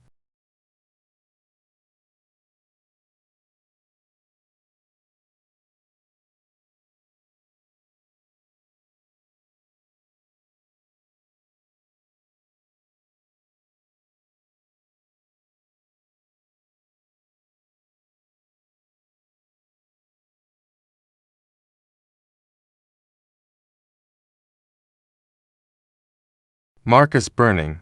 Ryan going back. Me running. Smoke in my lungs. The stairwell. Falling. Darkness. Then room 404. Again. Years compressed into fragments. Different versions. Different rules. Sometimes Chloe died.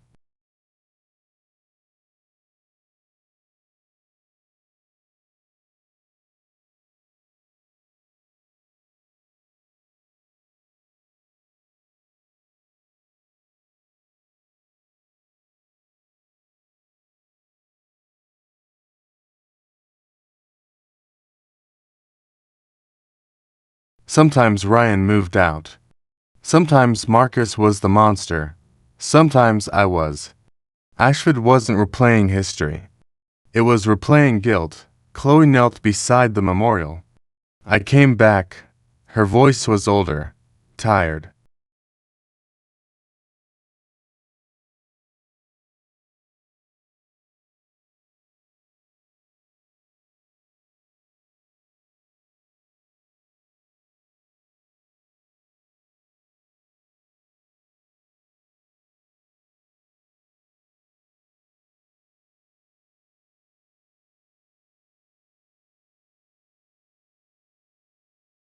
I told myself I wouldn't this year. She touched Ryan's name. Then Marcus's. Then mine. 20 years. She swallowed. I still remember the stupid argument about that heater. I stood beside her. I remember too. She couldn't hear me.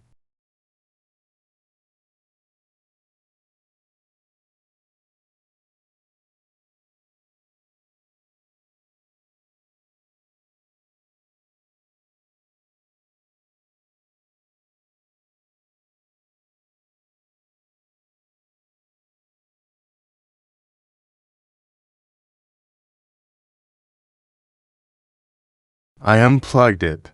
She shook her head. At least I thought I did. Memory corrected itself. Chloe had bent beneath the desk.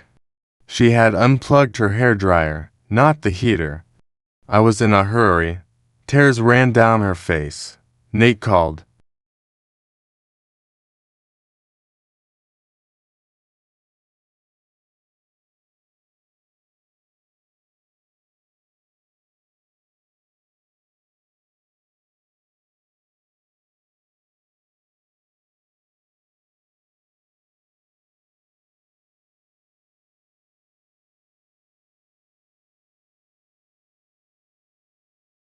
She closed her eyes. I was gone 12 minutes when somebody called me. Her voice broke. I could see the smoke from Benson. I remembered Chloe running across the lawn, firefighters holding her back. I tried to get inside.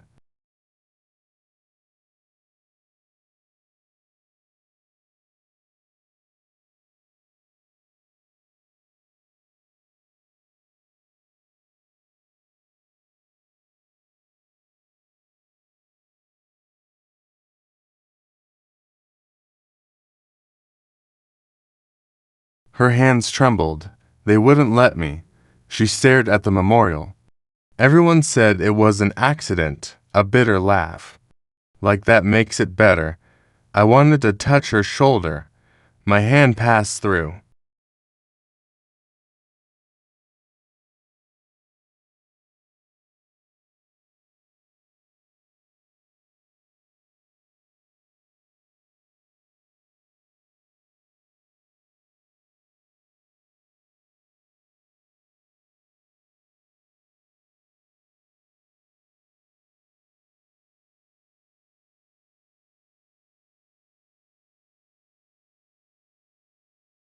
I spent years wishing one of you would hate me. She wiped her face. That sounds insane. No, it didn't. If you hated me, at least I could argue with you. She stared at my name. But dead people don't argue. I sat beside her.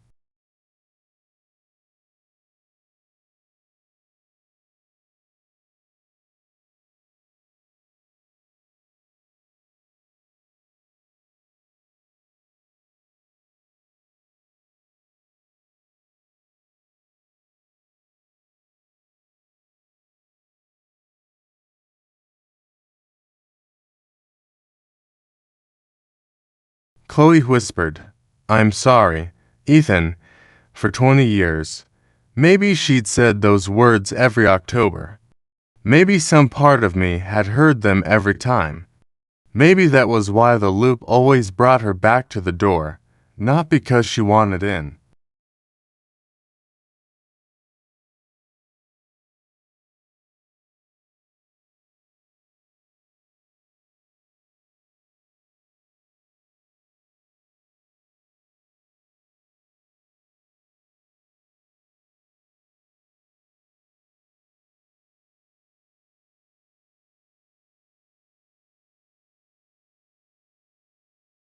Because I had never answered. I know. She didn't hear. It wasn't just you. Ryan's last words returned. Tell Chloe it wasn't just her fault. I looked at her. Ryan went back for us. Her breath trembled.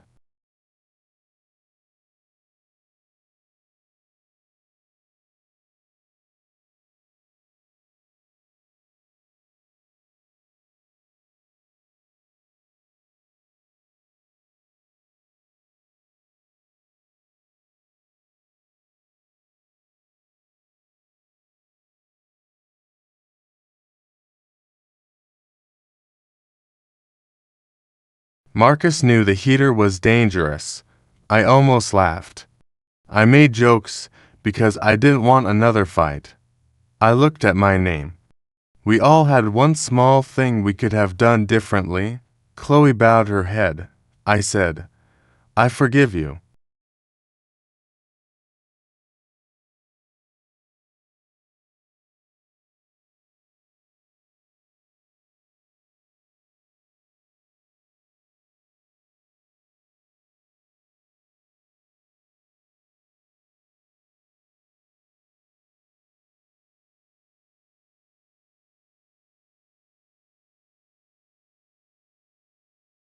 The words surprised me, so I said them again.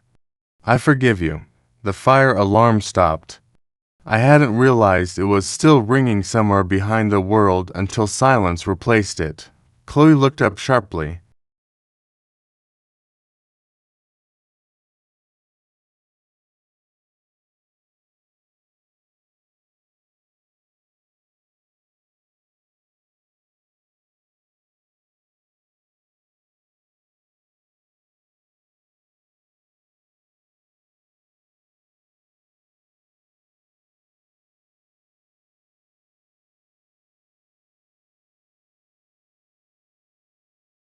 For a second, I thought she'd heard me.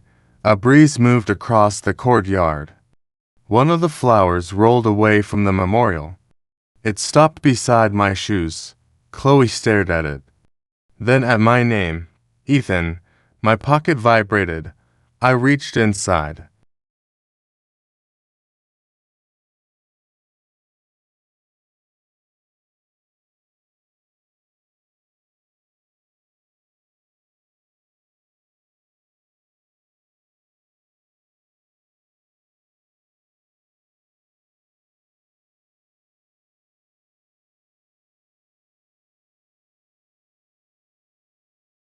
My smartphone. Impossible. The screen displayed one final notification. Ashford Hall Resident Group Final Rule. You now remember how you died. Leave Ashford Hall before midnight. Do not look back. The clock read 11 hours 59 minutes and 31 seconds p.m.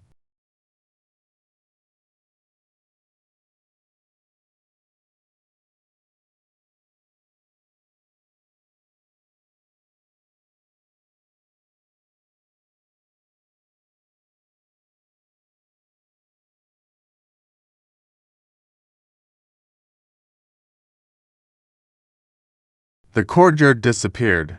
Ashford Hall stood behind me again, burning. The campus gate waited across the lawn. I stood. Chloe remained beside the memorial, but she seemed farther away now. 11 hours 59 minutes and 34 seconds. I started walking. Behind me, Ethan.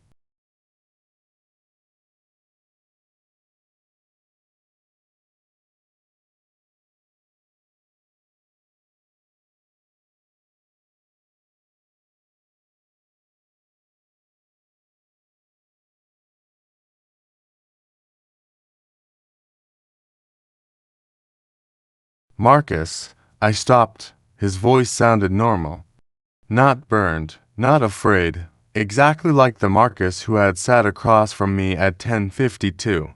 Ethan, wait. I closed my eyes. Rule 4. After lights out, do not trust anyone speaking to you.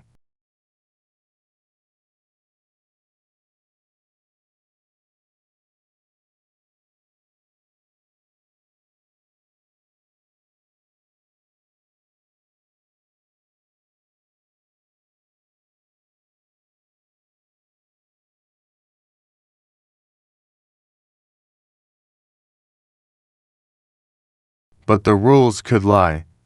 Don't leave me here. My feet wanted to turn. Then Ryan shouted, Ethan. Another voice.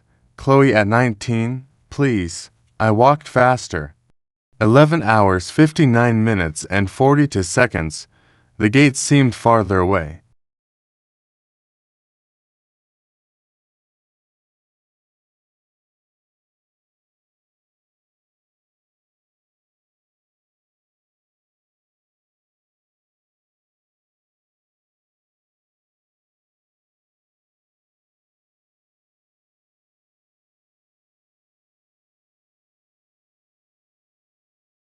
The grass beneath my feet became fourth floor hallway carpet.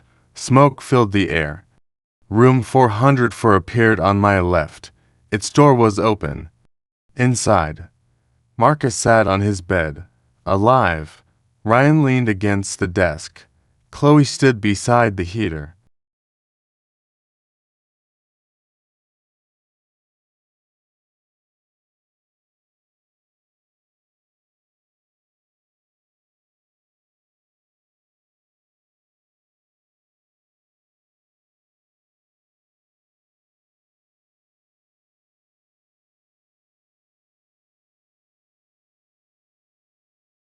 All three looked at me. Marcus smiled. Come on, Ryan said. We figured it out. Chloe held out her hand. You don't have to leave us. I slowed. What if leaving meant forgetting them? What if escaping meant they stayed?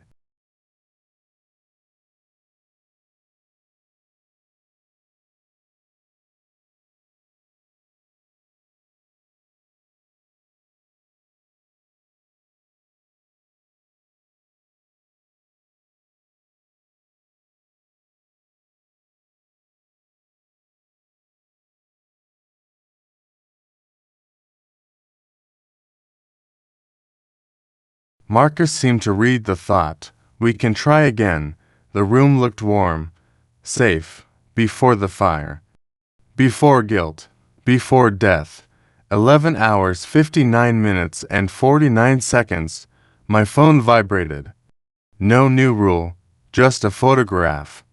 The one Marcus had taken, me sitting on my bed.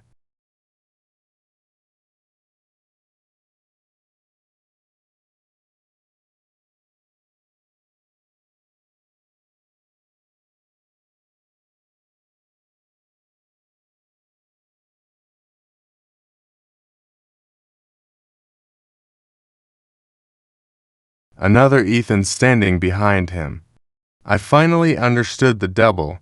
It wasn't a monster copying me. It was the part of me that already knew I was dead. The loop had spent 20 years forcing both versions of me into the same room.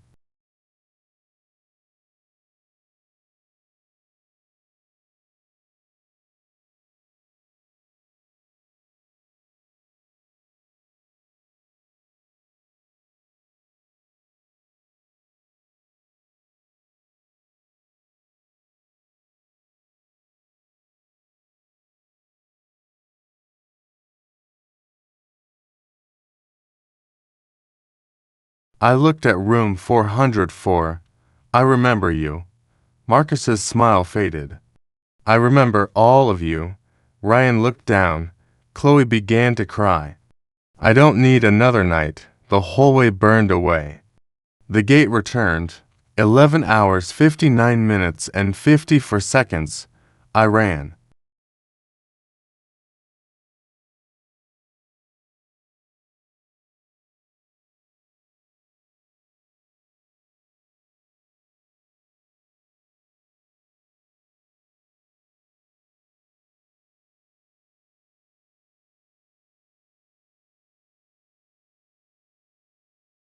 Behind me, dozens of voices called my name.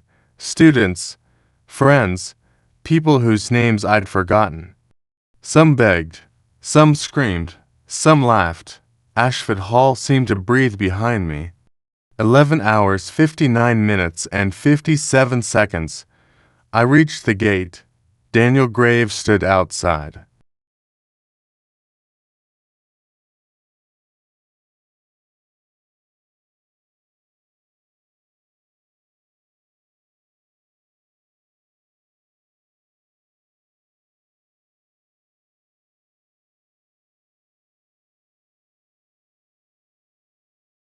He didn't tell me what to do. For once, nobody did. 11 hours 59 minutes and 58 seconds. I stepped across. 11 hours 59 minutes and 59 seconds. I almost looked back. Midnight. Silence. Morning. No Ashford Hall. No fire. No graves. Only the memorial. Chloe stood beside it.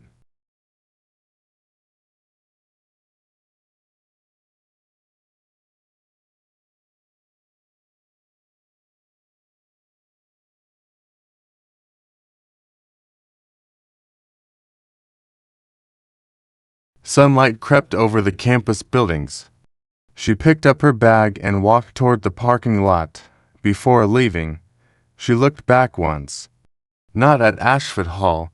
There was no Ashford Hall. At the memorial. Then she left.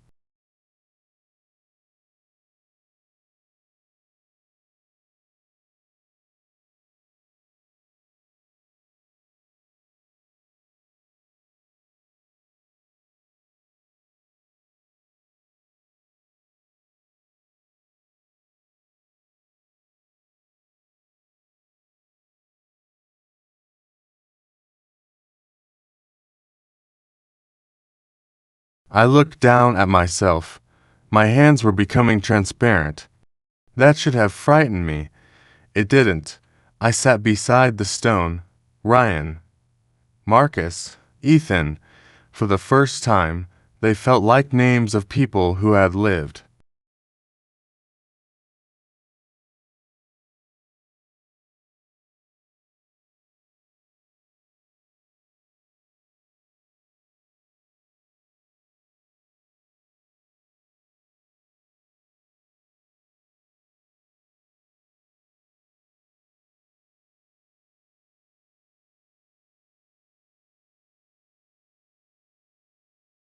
not instructions for another loop. I thought about Marcus. See you next time. I hope not, I said. Something landed on the grass beside my name. A plastic key card. Room 404. I picked it up. This time my fingers didn't pass through.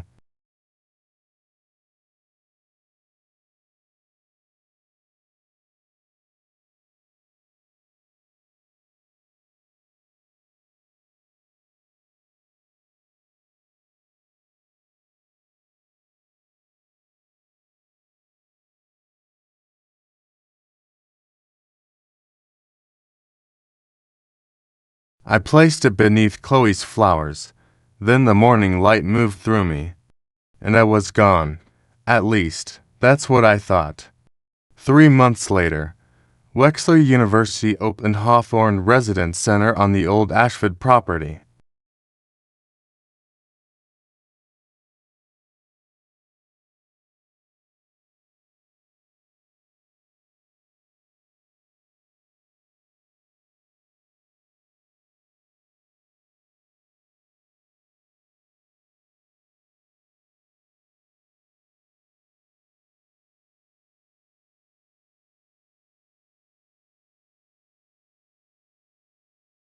The university brochure called it sustainable, modern, and designed with state-of-the-art fire safety systems. Nobody called it Ashtray Hall. Nobody remembered room 404 till freshmen moved into a fourth-floor double on the first Friday of fall semester.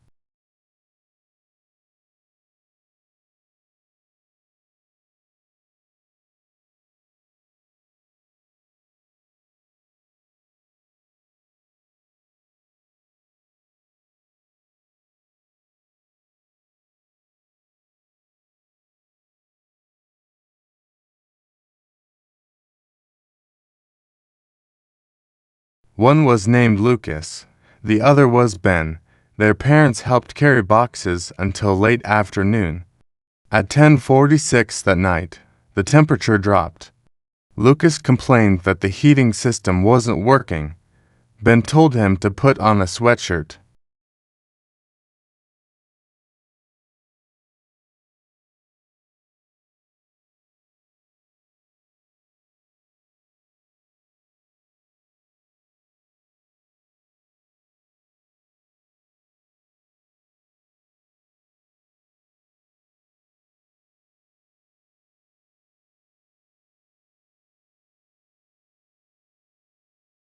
Lucas reached beneath his bed. He pulled out a small space heater.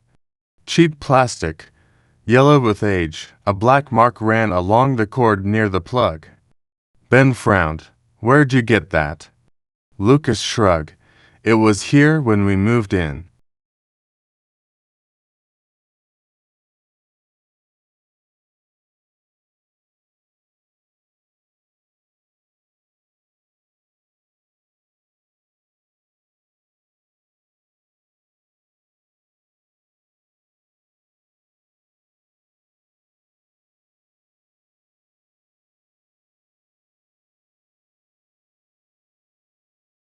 "Pretty sure those aren't allowed.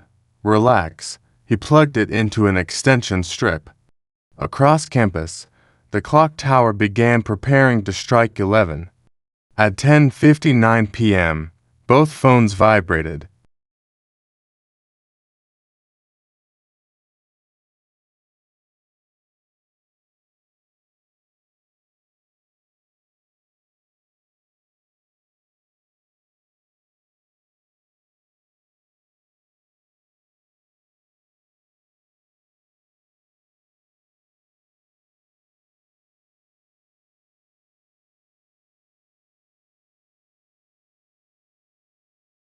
The notification came from a group neither of them remembered joining.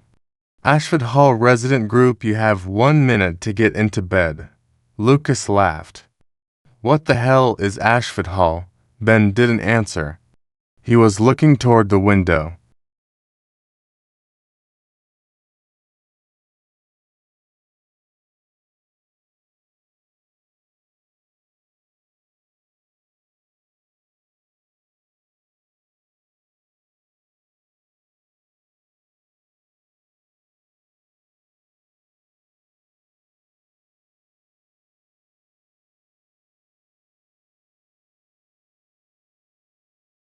They lived on the 4th floor. Someone was standing outside.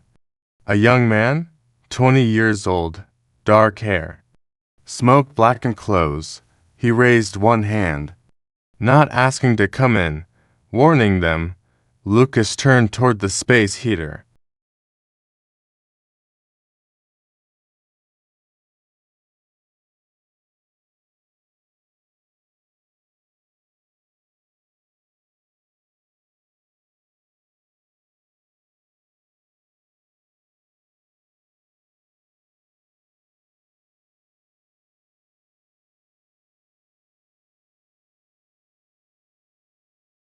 The orange coils had begun to glow. His phone vibrated again. If someone outside the window tells you to run, this time, believe him and